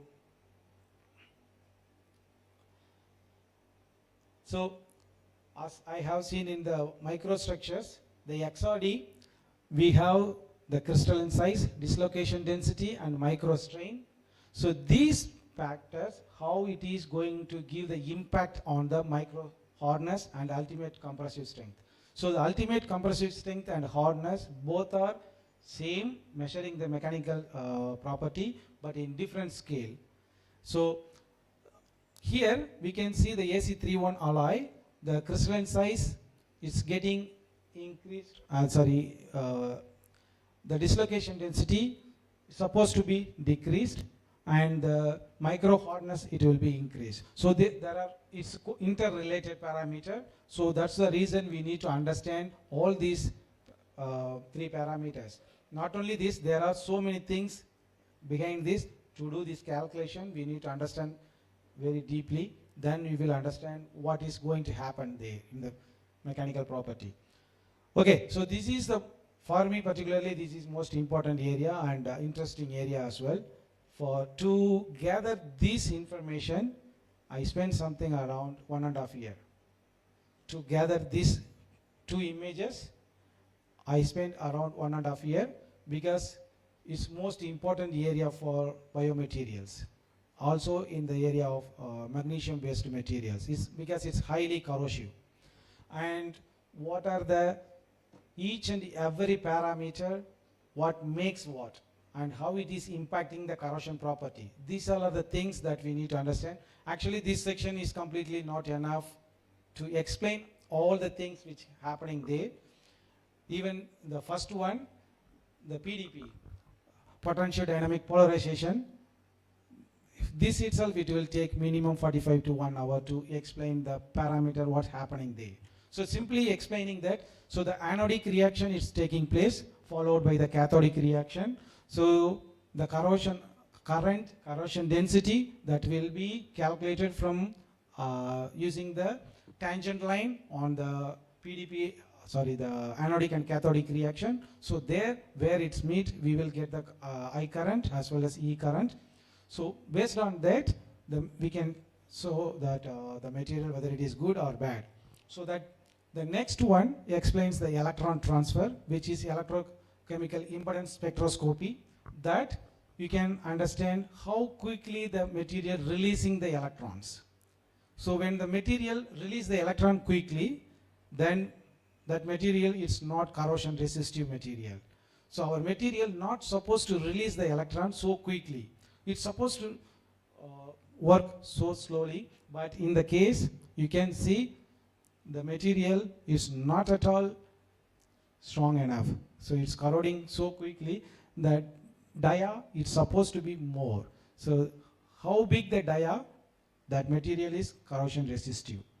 And here the impedance, these two data, it is extracted from this impedance spectroscopy. The impedance at low frequency area supposed to be high enough to make the corrosion resistive material. This completely chemistry based one, but as a mechanical engineer, most of them they are not carrying, but sometimes that's the reason for me to understand this all, it took something long time. Okay, so this, the phase angle, that is the low frequency area, the phase angle supposed to be high enough. So when the phase angle is high, then the material will be highly corrosion resistive. So when we compare this material with the aluminum alloy based material, you can see the difference between these two, I curve and E curve, the corrosion current and corrosion density, as well as the electrochemical spectroscopy impedance and the frequency impedance, as well as the phase angle. All it has huge difference between them. So you can see the dia of the electrochemical impedance, that is good enough. Here it stops at 35. That's the maximum is close to 35. But in that case, it's close to almost 250. So this is good enough. So in the previous slide, in the introduction section, I told you that already it's magnesium as alloy, AC31 alloy. Why do we need composite? So you can see that the AC31, the corrosion property here. So adding the small amount of copper and graphene, how it is impacting on the corrosion resistiveness in the material. So which plays crucial role in the microstructure evaluation and the development, grain growth, and these all parameters plays important role which helps us to improve the corrosion property. So this is all about this one. So when the material, the anodic reaction, as I mentioned, that is the equation for this one which takes place. So I am not going to talk about all the complete reaction, but you can also understand by yourself. So here is the data which I extracted from the previous PDP, potential dynamic polarization. So here the I curve and E curve, so corrosion current, corrosion potential, and the corrosion per year which we have given. So the prepared material which gives the aluminum alloy with copper and 0.1% copper, 0.15% graphene and 1.15% copper gives much better, but it's not good enough so far. Still it needs to be improved. Probably we can improve with the processing condition or the reinforcement refinement, so that we need to work on that. Still the work is ongoing. So this is the status of this current material, the corrosion resistive wise, and we can see that the lower corrosion current and corrosion potential, higher the corrosion potential which gives the good resistive material. So these correlations you can understand when you go through the manual, and so I can give you some basic idea about this one. The previous one, the electrochemical corrosion studies. This one which is immersion study. So usually the small beaker, it will be taken and the samples will be placed inside the hang solution. So we need to look at how rapidly it is corroding.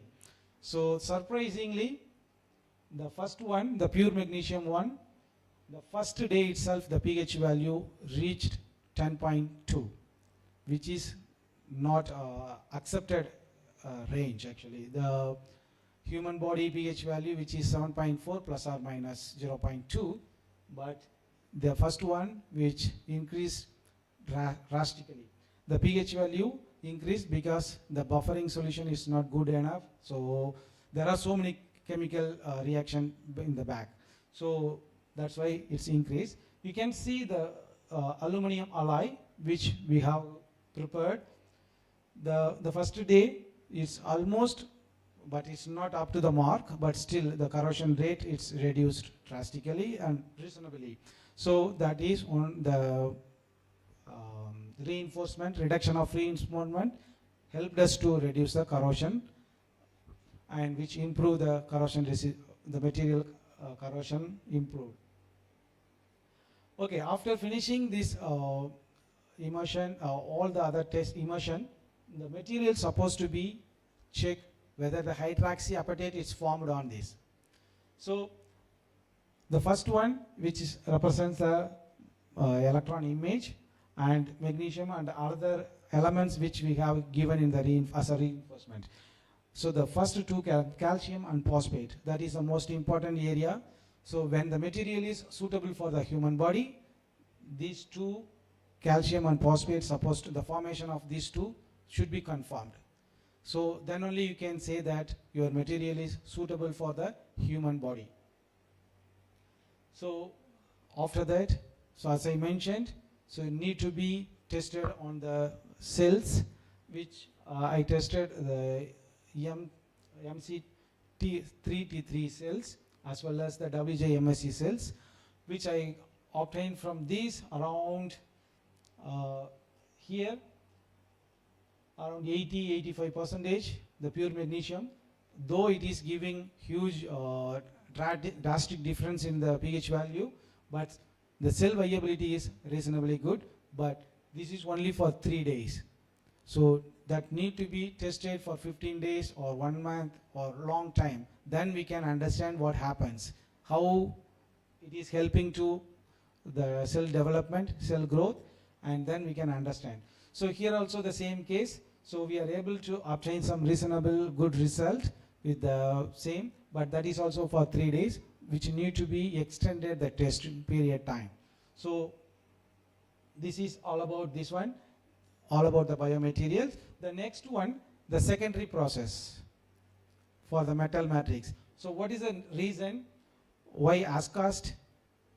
So the secondary process, which we prepared this as-cast material, as I mentioned in the ingots which I prepared, straight away we cannot use it for the secondary process, which is mainly for hydrogen storage application, not for, I didn't use any of the secondary process for the biomaterials, but this is completely for the hydrogen storage application. So this actually, as I mentioned, when we do the secondary process, the secondary phases, beta phases will be solved when we do the heat treatment or severe plastic deformation, and this, it will help us to remove all the unnecessary phases which will make the material more uniform and which will go for grind refinement. The next stage is the grind refinement, which will help us to improve the mechanical strength as well as the nodal areas where the hydrogen will be stored. So the plastic deformation, there are different plastic deformation, rolling, extrusion, these all it will be, but mostly we are using the severe plastic deformation, and which gives good grind refinement, and that's the most important area for the hydrogen storage area. So this is the angular equal channel angular pressing setup schematical diagram, which gives the grind, which will be the grind refined from there. So mostly we are using the route A. So the after grind refined, say the plastic deformation, so the samples will be collected like this, 1 pass, 2 pass, 3 pass. It depends upon your requirement. For mechanical property, the material is supposed to be not fractured. But for hydrogen storage application, even if it is getting fractured, it doesn't matter. Anyhow, you are going to use for another secondary process, which is called the high energy ball milling. So there you will be reducing the grind size. The mechanism how the angular equal channel angular pressing working. So when we press that material, so the grains will be fractured due to the shear strain. So that will improve the grain structure and which gives much better. So the prepared after the second severe plastic deformation, so the material will be used in the high energy ball milling, which will be reduce the grain size further down, which will be used for the hydrogen storage application. So this is just image which we obtained after the ball milling. So the first without just 12 hours ball milling and 24 hours the grains getting how the grains it is getting defined. So in you can see in the right hand side the XRD diagram.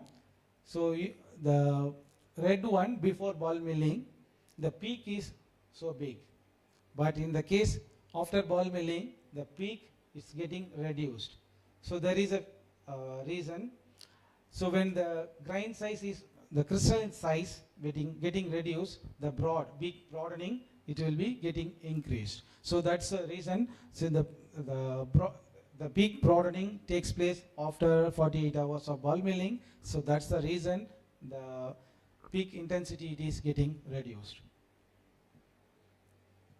So now we prepare the material and how the hydrogen going to be stored. As our chief guest, he mentioned they prepared hydrogen storage boat, which is operated by the hydrogen, and they don't want to sit on that, right? The reason is it's highly explosive. Its safety measurement is supposed to be there. That's the reason. So it's highly explosive. Even a small mistake that will completely destroy everything. So that's the reason. Still, it's not getting approved. So the basic reason why we are looking for hydrogen storage is with small amount of hydrogen, it can give you more amount of energy. That's the reason. So that all the basic information. So the cycle, complete hydrogen storage cycle, hydrogen is produced. There are so many ways to produce hydrogen. One is the water. Actually, from the water we can produce the hydrogen, and already they produced the hydrogen. They will be stored in a cylinder that will be stored in a metal matrix, solid state.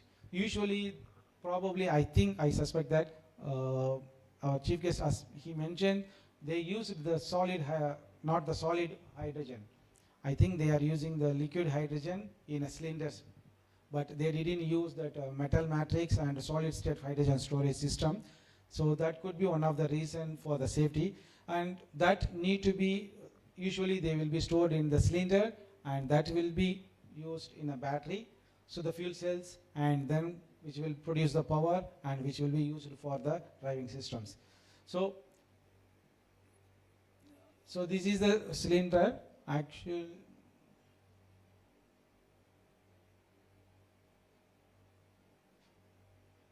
okay, I missed it. I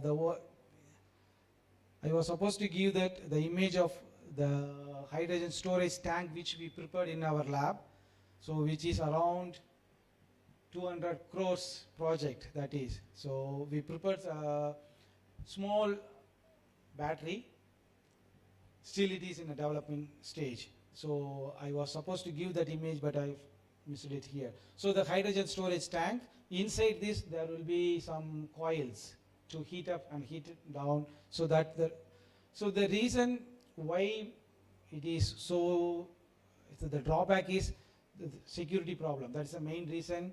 So that need to be solved. Just I want to skip these things, and next we will move to the how the mechanism it is working. So why the reason we prepare the small tiny pieces using the ball milling and severe plastic deformation, we reduced the grind size. Why? What is the reason behind? That's here. So all the hydrogen, whatever we are giving inside, so this will get inside the nodal area. When we increase the surface area and nodes, the hydrogen will be stored in the nodes, not in the surfaces. So the surface, the nodes will be getting the hydrogen and it will be stored. So that's the reason we need to make the powder very tiny, small enough. So that is the basically the complete hydrogen storage is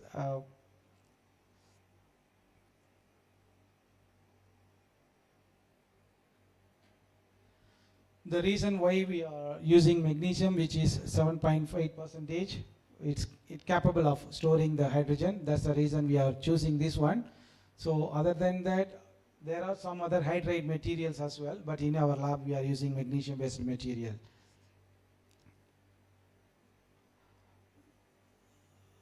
So this is the chemical reaction again. So the magnesium hydride formation, this is a complete reaction, which actually hydrogen storage is not a big vast area, but it's technically it's a small, but we need to work in a big area. But all these preparation, I worked only on the temperature distribution for the prepared battery. So this is how the reaction takes place and how the metal hydride takes place.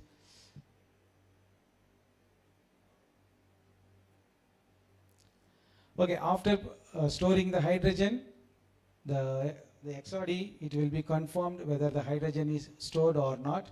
That can be identified from the XRD phase. So this is all about hydrogen storage. The future direction that we are working currently, the surface characterization after immersion. I made a small portion, but still there are so many things to do in that. And then corrosion study with coating. So magnesium, we usually do the MAO coating, micro arc oxidation. So that's supposed to be done. The reinforcement refinement that need to be done, and thermodynamic property, how it is taking place, and this. And apart from this, the artificial blood pressure reducer. So that is for the patients. So we are trying to do that. And analyzing the hydrogen storage area, which is by observing, for example, when you reduce the pressure, the activation, deactivation energy, which getting changed. So how it is going to change? By reducing the pressure inside the cylinder. So that's, we are trying to do that in the next stage. Actually, I am not covering the complete hydrogen storage, but if you need more detailed information, so you can text or email me, then probably we can give you much information regarding this. Thank you. Thanks for your attention. So this is all about the metal matrix on these two applications. So if you have any questions, please, you can go ahead.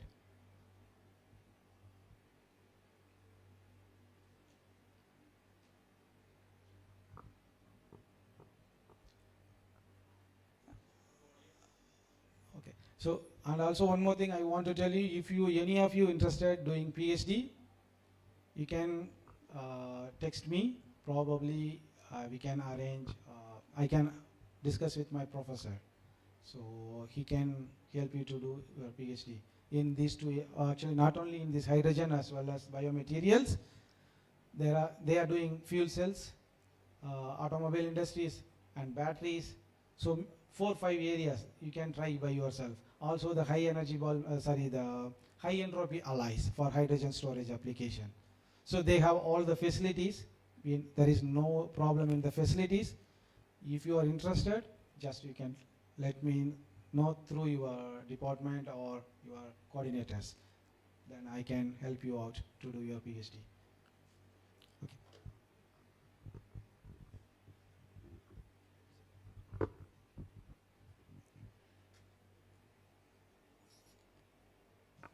Thank you, sir. From maritime applications in the first session, we have moved into human body and the crucial things related to metal matrix composites. Thank you, sir, for being here in spite of your busy schedule and sharing your ideas on MMC. You have taken us swiftly from a UG class to a PhD program. Your presentation was full of information regarding your research and PhD work. You have given us insight into the problems in research related to magnesium-based MMCs and the time you need to spend for producing fruitful results in research. Thank you, sir, once again. May I invite our HOD, Dr. Rajesh CER, to award Dr. Shivkumar, sir, our token of appreciation.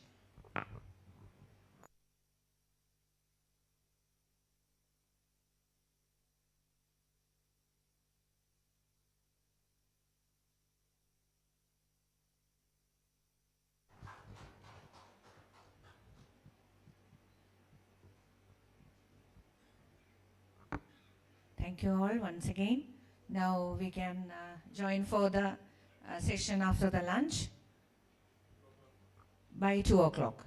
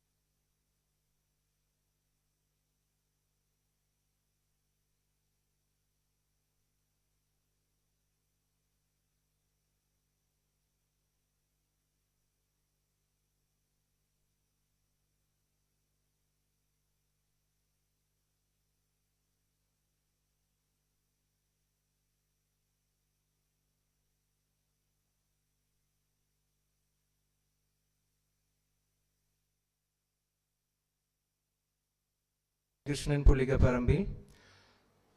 Dr. Harikrishnan holds a degree of engineering, Doctor of Engineering, degree in Materials and Production Engineering from King Mongkut's University of Technology, North Bangkok, Thailand.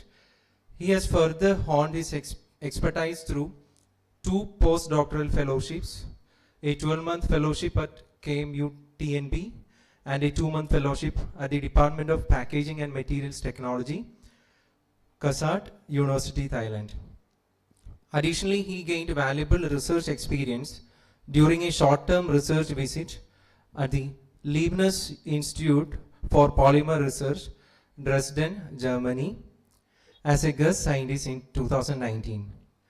Currently, Dr. Harikrishnan is an assistant professor at the School of Nanoscience and Nanotechnology, Mahatma Gandhi University, Kerala. He has made notable contributions to the scientific community with over 50 publications in high-quality international peer-reviewed journals, as well as contributions in editorial corners, book chapters, and authored books. Additionally, he has applied for 3 Thailand patents, one of which was awarded in 2023. He has excellent research works to his credit, which are cited over 50 times with an H-index of 14. Dr. Harikrishnan won Best Paper Award Scientist in Engineering and Technology at the 34th Kerala Science Congress held in 2022, granted by Kerala State Council for Science, Technology and Environment. Dr. Harikrishnan's research interests are wide-ranging and cover diverse areas, including the preparation and characterization of self-healing coatings, biopolymers, polymer composite blends, novel fibers, food packaging materials, and recycling of polymers. We are honored to invite you to deliver this speech. Welcome, sir.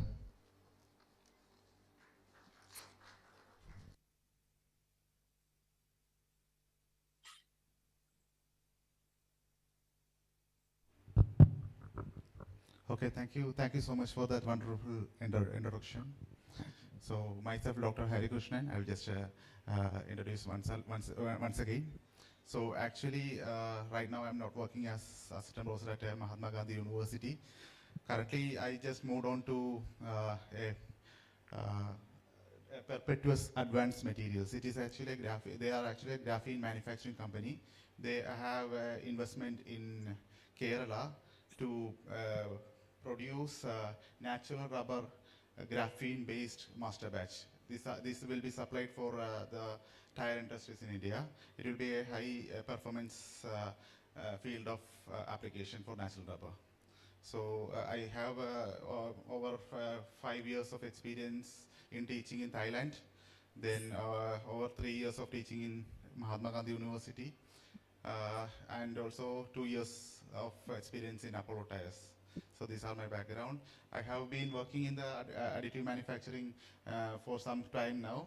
I was working for the composites using natural fiber, polypropylene and PLA based composites for the additive manufacturing. And recently I have a collaboration with IIT Jammu, Professor Rajkumar sir. We were actually working on bioink for 3D printing using the silica which we prepared from the rice husk, and it was actually we have submitted for patent.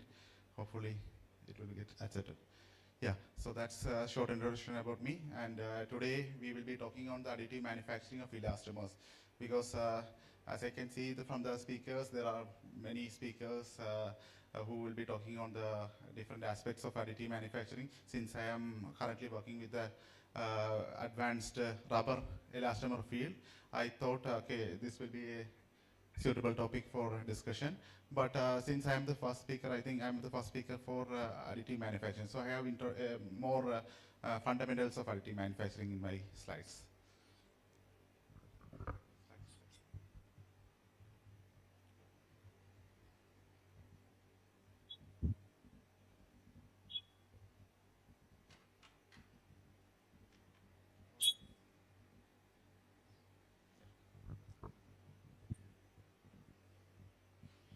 So, additive manufacturing.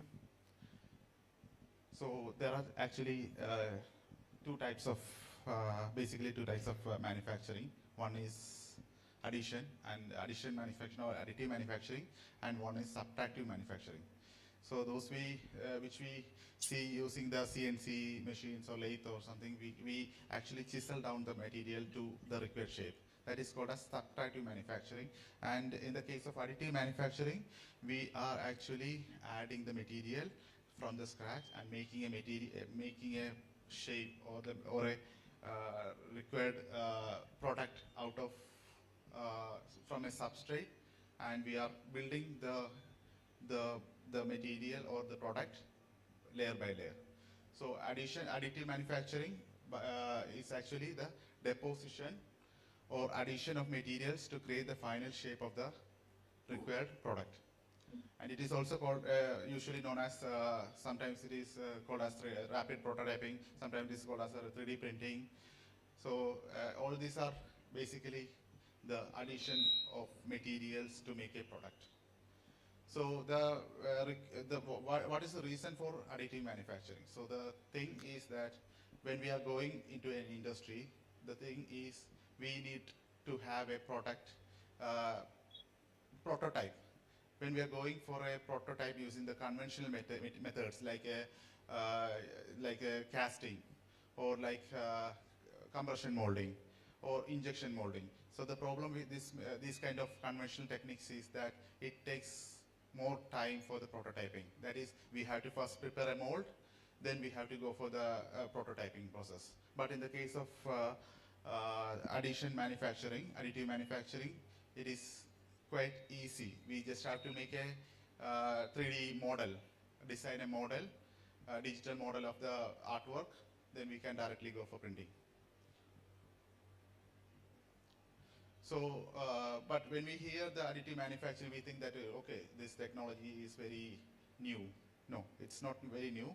It's actually, the technology 3D printing is actually there from Neolithic period. When people used to make the pots, they have additive manufacturing used to, they make the clay into strands and make the clay pot. So this is being used in the Neolithic period, dating back to 2900 BC.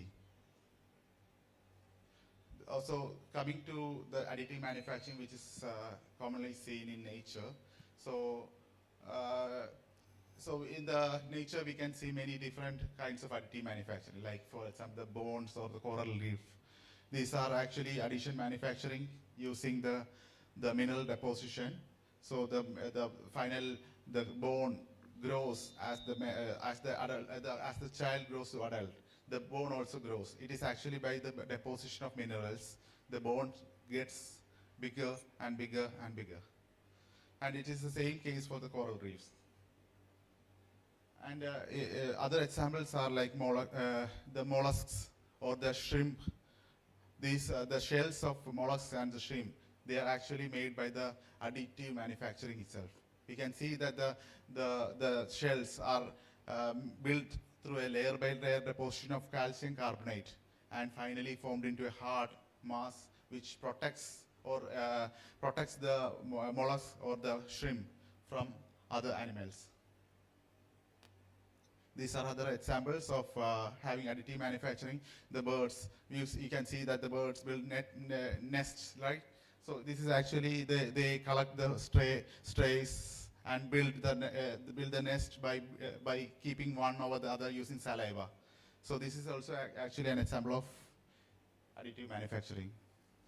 So today we will be speaking on the different additive manufacturing, what is additive manufacturing, and the historical development, the different additive manufacturing techniques, the challenges of printing, the materials that are suitable for the elastomer 3D printing, then what are the emerging applications and the future prospects. So as I said already, additive manufacturing is the layer by layer fabrication process where a 3D object is built by first designing a digital CAD model of the final product. Then what is the use? The use of this 3D additive manufacturing is that the material efficiency or the minimization of the waste is high. Like if you go for the conventional method, as I said, the prototyping takes time as well as the wastage of materials and manpower. So this can be reduced. Then also the additive manufacturing enables complex geometries, like if you need some internal channels or the lattices or the topography needs some particular shape or size or there is some intricacies of the topography, then we have to go for the 3D printing. It can be used as a prototype, and we can go for a reverse engineering order. From the prototype, if it is successful or if it is working, then we can go for the mold and go for a larger production. So this helps in mainly the production. Then it is also digital and toolless process. Since this allows the customization and the final product doesn't need any mold or any dies. So this helps actually in the toolless process. There is no need of any tools to make a product. So if you see the processing flow chart of the additive manufacturing, first we need is a design, which we can use the CAD softwares or the other softwares that are being used in the additive manufacturing design. Then we feed the design, 3D model design into the software, where the 3D model is sliced into sections for the easy printing. And the materials are selected based on the application which we are going to have for the product. And then this, based on the materials and the parameters, we are feeding the 3D printing machine the parameters, and then we are going to print. And finally, after getting the finished product, we are removing the extra materials and testing the final product.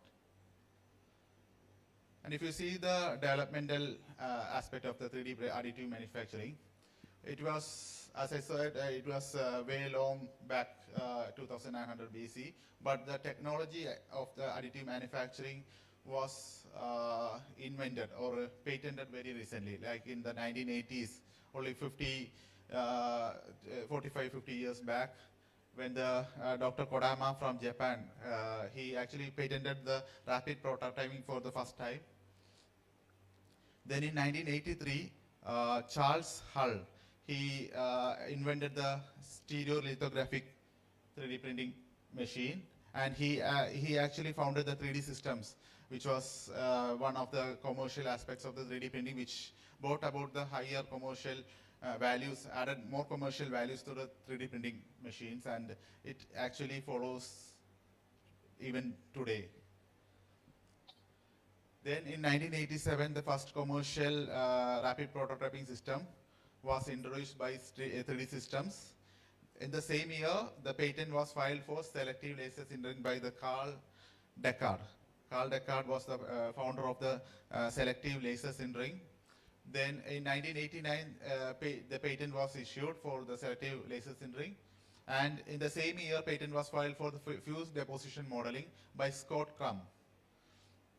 And in 1992, the FDM patent was issued to Stracer. So it was in the 1980s to 90s, the rapid growth of the 3D printing technologies was emerged, and we can see that nowadays, even in the biomedical devices or in the aerospace application, there are several different areas where the additive manufacturing is very highly recommendable because of the rapid prototyping systems.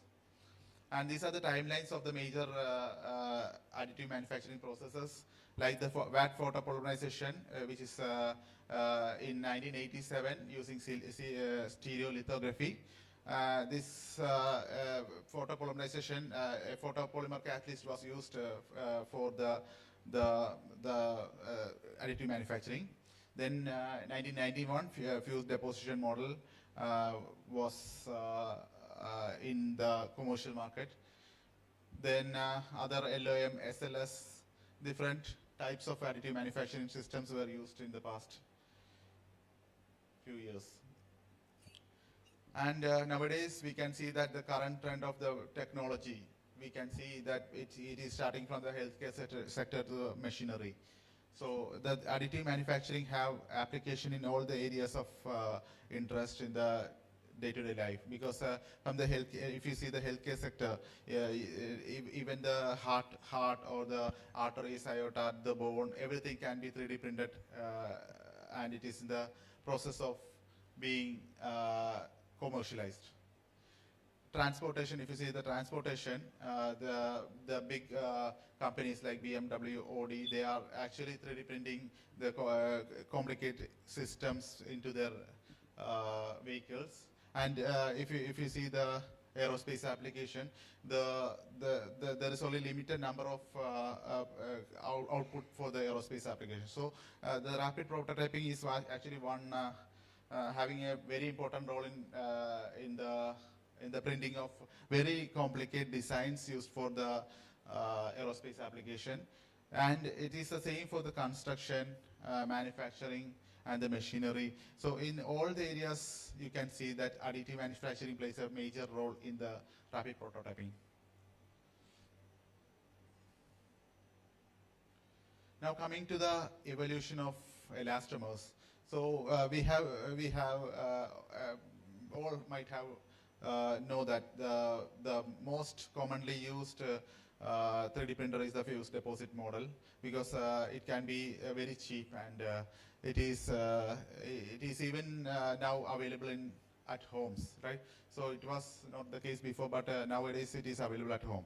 So people are moving to 3D printing very frequently now.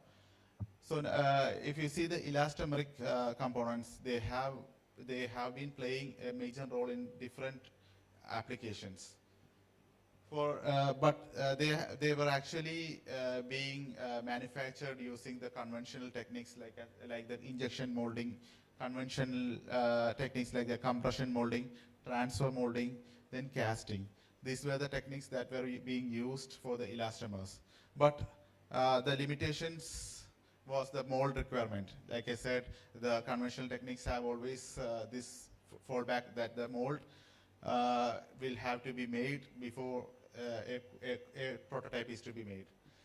Then this process of making the mold, like first we have to design a mold, prepare a mold, like using the subtractive techniques, we have to prepare a mold, then go for the trial and error method, then we have to finalize the product. If there is any error, we have to again go back to the workshop and alter the mold. So this is like a very huge process going behind. So this is actually delaying the process. So this is why the slow prototyping limitations happen for the elastomeric materials. And another problem is this complex geometry. The complex geometry using the compression molding or the injection molding is very difficult for elastomeric materials. So in that case, we can use the additive manufacturing. So I believe that most of the people are from the mechanical background, right? If there is any polymer, or I believe so. So it's actually elastomers are nothing but the rubber that we are speaking about. So there are highly elastic polymers. Like normally we are using the thermoplastic materials or thermoset materials. Thermoplastic and thermoplastics, if you give a temperature to a thermoplastic material, it melts, right? So in the case of thermoset, if you give a photopolymer or a curing agent, it hardens or the crosslinks. But in the case of rubber, it is having a complex structure. So we have to go for a vulcanization. So it's a difficult process. So we have to always optimize the materials used for the elastomeric type of 3D printing. So there are limitations for the additive manufacturing of elastomers. So we are limiting only to the very few elastomers that can be blended or that can be converted to the specification of 3D printing. The characteristic features, you can see that the modulus, Young's modulus should be very low for that material, and a very high strain recovery should be there. Then the elongation should be higher, and the cross-link polymer network should be formed after the 3D printing. Otherwise, there are some limitations which we'll see in the coming slides. So as I said, the elastomers consist of elastic, the elastic polymer, which is a highly elastic polymer consisting of very long and flexible polymer chains. So the elastomeric materials, as you know, is very rubbery, or it is very highly flexible. So the flexible backbone chain with high rotational freedom will form the elastomeric materials, and low cross-link density forming a permanent network structure. So here in the case of elastomeric material, cross-link density plays a very crucial role. That is one factor affecting the stability of the material, or the dimensional stability of the material after additive manufacturing. So cross-link density is one factor. Then the glass transition temperature, the coil, random coil chain configuration. These are the factors that affect the material for additive manufacturing. So these are the reasons why we are going for elastomers.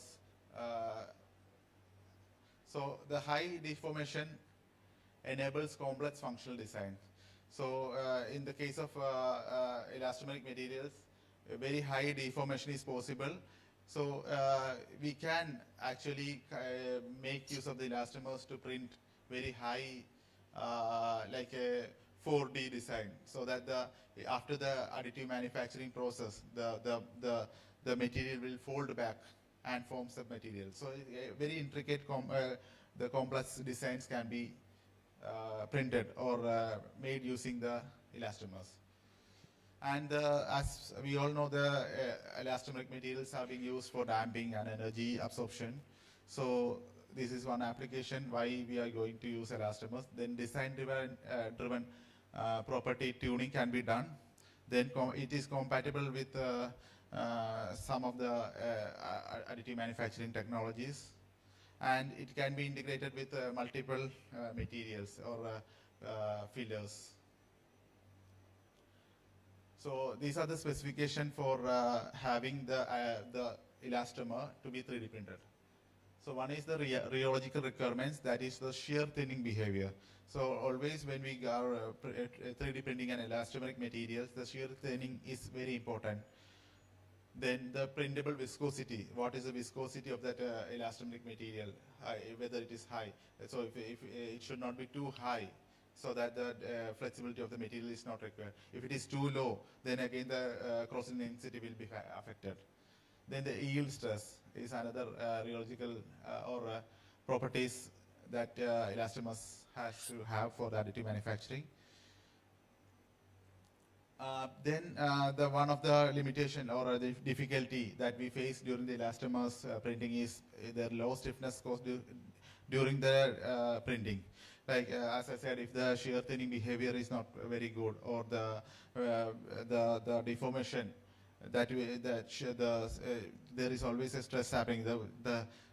The elastomeric molecules is a very long chain molecule. So under very high shear or stresses, what happens is that the chains of the elastomers will be compressed, and it will come to a point which is not equilibrium.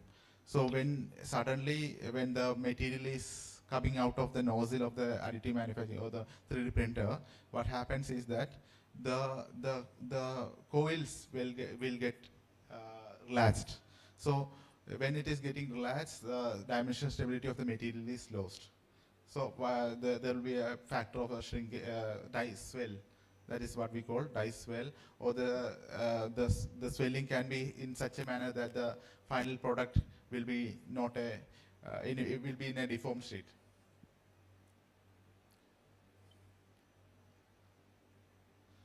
So when we see the case of the flowchart from the additive manufacturing general flowchart, so we have seen that first we go for the design, then slicing using the software, then the feedstock but in the case of the rubber elastomers, we have some more steps which we go through, like the formulation, because elastomers as such does not have any property.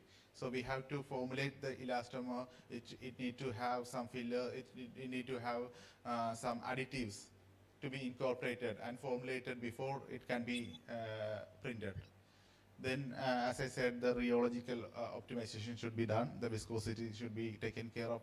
The crossing density should be taken care of. Then it should be printed and it should be cross-linked. Okay. So then there are some of the processing finishes to be done for the elastomeric materials. So this is the flow chart of processing flow chart of the elastomer type of 3D printing. So why elastomers are difficult to 3D print? So we were discussing about the difficulties till now. So it will be shown point wise, like low modulus. The key challenges is the low modulus, which is happen during the deformation during the printing. The modulus of the material drops during the deformation. Then the high elasticity. Because of the high elasticity, as I said, if the additives are not controlled, if the rheological properties are not controlled, there will be a high chance of high or the low elasticity. If it is high elasticity, what happens? If the elasticity of the material is high, there will be always a internal room for the chain mobility. So the material will always have the coil together, and when it is out from the nozzle of the material, it will be deformed. Then high viscosity, very high viscosity also difficult to extrude, and the kinetics, the additives always play a crucial role in the how fast the curing happens or how fast the cross-linking happens. So the additives plays a major role in the formulation plays a major role in having a better cure kinetics, so that the dimension stability is maintained after the extrusion or after the printing. like I said, the influence of the cross-link density is very high. If the cross-link density is very low, then the material will have high extensibility, or the material will have a low modulus. When if it is having a very high cross-link density, what happens? The material will be having a higher stiffness, and the elongation will be reduced. So these are the problems. So we have to optimize between the cross-linkers that have been used, like the difunctional, trifunctional, or multifunctional. If we are using the different materials, the density, cross-link density of the material will have changes. So if we are using a multifunctional material, it will have a highly cross-linked density.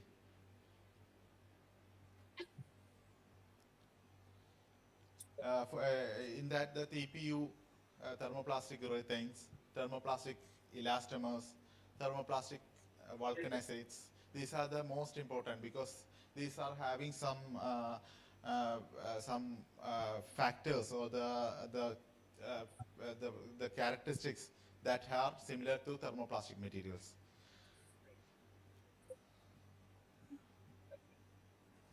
But there are always limitations, like the difficulty to print in the Bowden system. Then there are leaking issues. Then lower stiffness compared to engineering plastics. Then limited high temperature resistance. Moisture absorption has played a major factor. Then optimization is required for the drying. So these are the properties of the thermoplastic urethanes that I was talking about. The segmental block copolymer structure. It is having a segmental block copolymer structure. This is the structure or schematic representation of thermoplastic urethane. It will be having different types of urethane linkages between the chains. So it will be a segmental structure. And the thermoplastic urethanes will be having excellent melt processability. Unlike the other elastomers, the melt processability, like as I said, it will be behaving as such a thermoplastic materials. So that is why it can be used for the 3D printing application. Then strong interlayer adhesion, the adhesion between the layers of the polyurethane chains are very high, and the hardness can be tuned, high abrasion and fatigue resistance, flexibility and high elongation. The flexibility and elongation property of the material can be controlled with the segments. We can control the segmental properties and control the elongation. Then good printability compared to other elastomers. These are the reason why it is having the very good controllability over the printing. Then second one is the thermoplastic elastomer. So we can say similar to thermoplastic elastomers, thermoplastic vulcanizates also. Here, if we see the examples of styrenic thermoplastic elastomers, these have blocks of styrenic and butadiene members. So the polystyrene members will be hard, and the butadiene members will be more elastomeric. So there will be a elastomeric component as well as a plastic component. So the adjusting, tuning the elastomeric and the plastic component can have a better thermoplastic behavior in the material. So this tuning can help in the better additive manufacturing. Then we have the thermoset elastomers like silicone rubber. This is also widely used because of the high thermal stability, flexibility, and chemical resistance. Silicone rubber has been used with direct ink writing and SLA or DLP. Another property is the biocompatibility, and the thermal stability will be high. Then it can be used in biomedical devices and soft robotics. It will be having good chemical and UV resistance. These are some of the challenges that the silicone rubber is having. Because of the high viscosity of the uncured material, the complexity is very difficult. Then compatibility with the melt extrusion is not good. Then poor structural stability before curing is poor. So now coming to the technologies that the elastomeric materials can be printed. One is the fused deposit model and the fused filament fabrication. So here in the fused deposit model, as we know that fused deposit model, thermoplastic elastomer filler is fed into the heated liquefier. So the thermoplastic elastomers or the TPUs, they have the thermoplastic components. So this will soften the material above its melting temperature, and the molten polymer is extruded.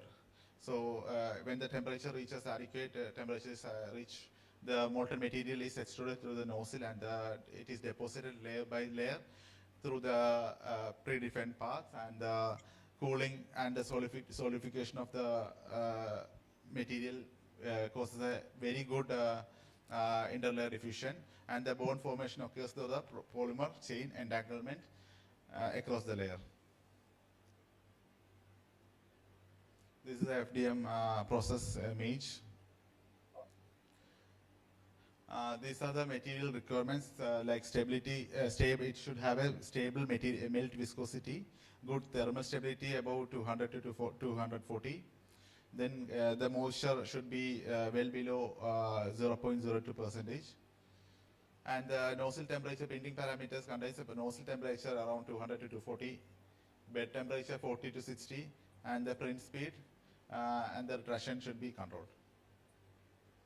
These are the advantages of elastomers. The advantages are low equipment cost, easy material handling, easy material change, customization without any tooling, then suitable for lattices and soft geometries, then fast prototyping. And limitation, the mechanical anisotropy will be there, like the mechanical property in the all the direction will not be same. That is common for all the additive manufacturing techniques. Then surface roughness cannot be controlled. Then slower printing speed. The printing speed will be slow because of the material having the material. The cross-linking of the material should be happened, and the dimensional stability should be maintained. Then leaking, limited to thermoplastic elastomers, and it is not suitable for true vulcanized rubber. Then next is the direct ink writing. Here it is a extrusion-based additive manufacturing techniques that depends on highly viscous inks instead of filaments. In the case of fused deposit model or filament model, here in the direct ink writing, we are going for a highly viscous ink. The ink will be pushed through the nozzle using pneumatic pressure, and it will be coming out of the nozzle, and it will undergo the cross-linking. So it will be suitable for high viscous elastomer formulation such as silicone elastomers, PDMS system, then two-part polyurethane elastomers, acrylic elastomers, thiolene elastomer systems, etc. This is a schematic diagram of a direct ink writing system. And the material requirements, each one is shear thinning viscosity should be controlled. Then rapid viscosity recovery after extrusion. The viscosity plays a major role in the direct ink writing. The viscosity, because it's a liquid-based extrusion technique. So immediately after the liquid comes out of the nozzle and the part is made, the viscosity should be recovered. Then it should have a stable curing chemistry. While printing, the curing kinetics should be properly maintained in order to have a dimensional stability. Then the minimum shrinkage during the cross-linking. During the cross-linking process, the shrinkage of the material should be minimum. These are the advantages and limitations of direct ink writing. So the advantage is the printing of high viscosity elastomers, compatible with thermoset materials, enable printing of functional composites, suitable for multi-material printing, and allows fabrication of soft robotic structure. So from the soft to hard, any kind of materials can be made using the direct ink writing. And The limitations of direct writing is related to slow printing speed, complex ink formulation requirements, and the nozzle clogging, the clogging issue, the leaking issue or the clogging issue will be there. Then curing control challenges. The curing quantity should be controlled, so that is a one limitation. Then limited industrial standardization. This is the schematic image of direct writing and the products that are made. So these are some of the elastomers or elastomeric materials that are additive 3D printed, and it have very good applications in healthcare and biomedical industries, like making the patient-specific prosthetics and surgical guides can be produced quickly using the 3D printed silicone elastomers. And during the surgical process or for the biomedical areas, like if you go for the bone surgery, we can 3D print a bone using the exact length and the dimension of the broken one. Or we can go for the 3D printing of the teeth, like we can take the exact replica or the shape or the size of the teeth and have a prototype of the teeth.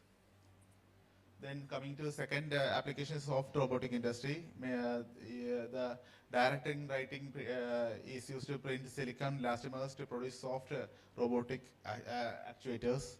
Then automotive industry to develop the custom vibration damping systems and flexible housings.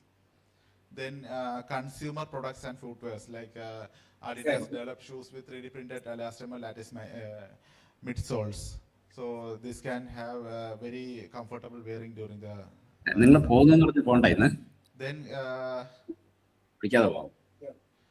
Then there are some of the elastomers used in the specialty application, like the dielectric elastomers, where the large strain, where fast response, lightweight is required. This can be 3D printed. Then smart elastomers can be printed. And so if you see the examples of smart elastomers, liquid crystal elastomers, dielectric elastomers, magnetorheological elastomers, self-healing elastomers, shape memory, these can be printed using the stimulus, different stimulus, and having the application in soft robotics, artificial muscles, vibration control, wearable materials, etc. So now coming to the conclusion, the elastomers provide unique mechanical flexibility and resilience. It enables fabrication of complex, soft architectures that are impossible with conventional molding. Advances in material design, rheology control, and printing technologies are rapidly expanding the AM application. So thank you. So is there any questions or anything? I haven't gone into any research part since I was the first speaker. I thought it will be better, and mostly I expect the audience of mechanical background, so that's why I did not go for any research side of the elastomeric 3D printing materials.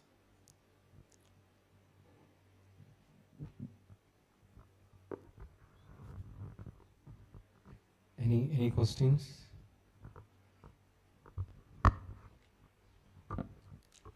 Nice session, sir. Sir, I have a doubt regarding the post-curing techniques that you mentioned in your introductory part, but you didn't explain anything in detail about that. Can you explain something related to the post-curing techniques?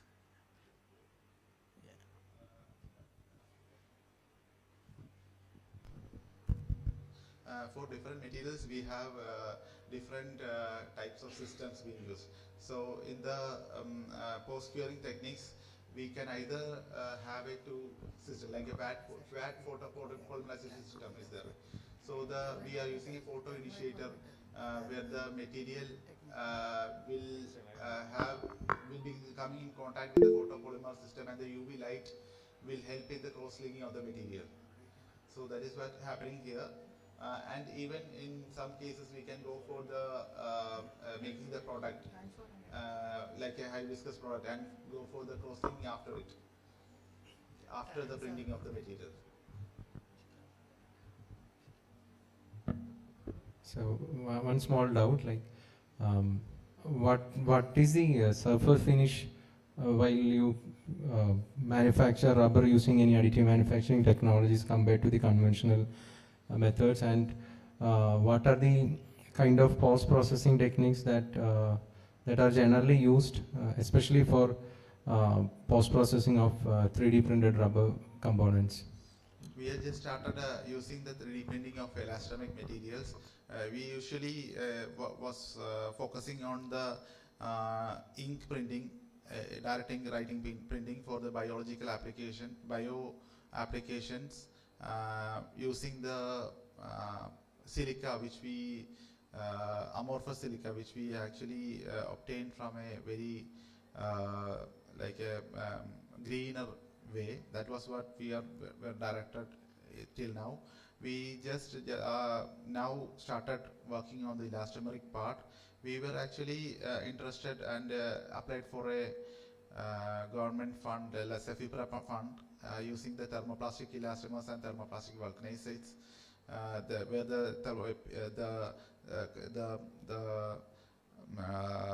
the general purpose thermoplastics like polypropylene, polyethylene can be blended using with the natural rubber, and this chemistry can be adjusted in such a way that it can be used for 3D printing of the car bumpers.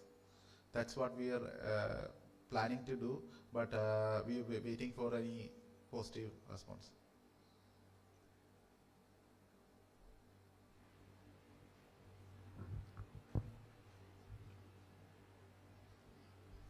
Any more questions from the participant side, both online and offline?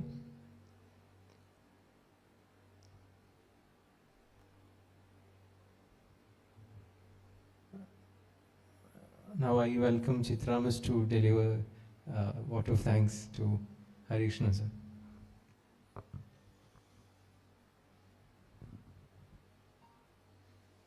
Thank you so much for giving this opportunity for me to come here, meet you all, and speak a few words.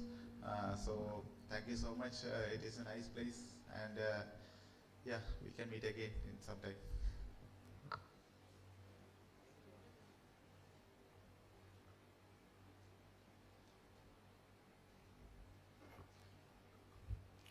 Good afternoon.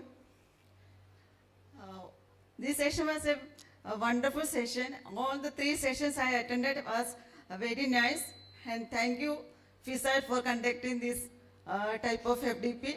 Thank you.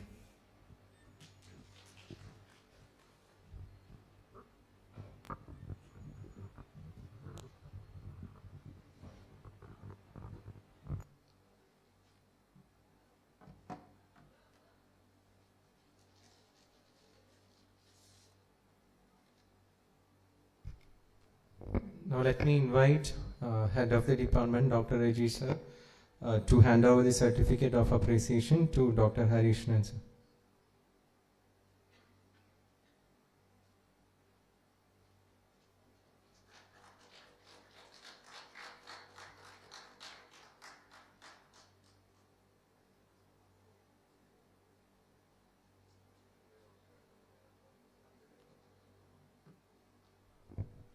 Just a small reminder to all participants regarding the sessions for tomorrow. Tomorrow also we are having 3 sessions. The first session will start at 9:30, and the session will be on case studies on additive manufacturing and new innovations in machines and materials, handled by Mr. Rilakrishna Ithiraj from Wipro 3D.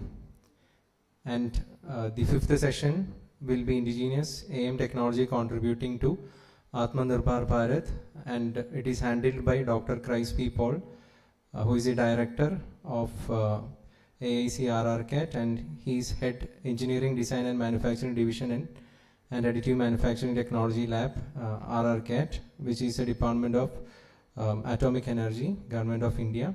And 6th session will be on advanced additive manufacturing applications, offshore piping and subsea system, which will be handled by Mr. Nakiran T, lead quality engineer, offshore Frontier Solution TD, Modec Group of Companies, Singapore. So tomorrow also we are having 3 sessions. If there is any change in time, we will be updating in the WhatsApp group. Thank you all.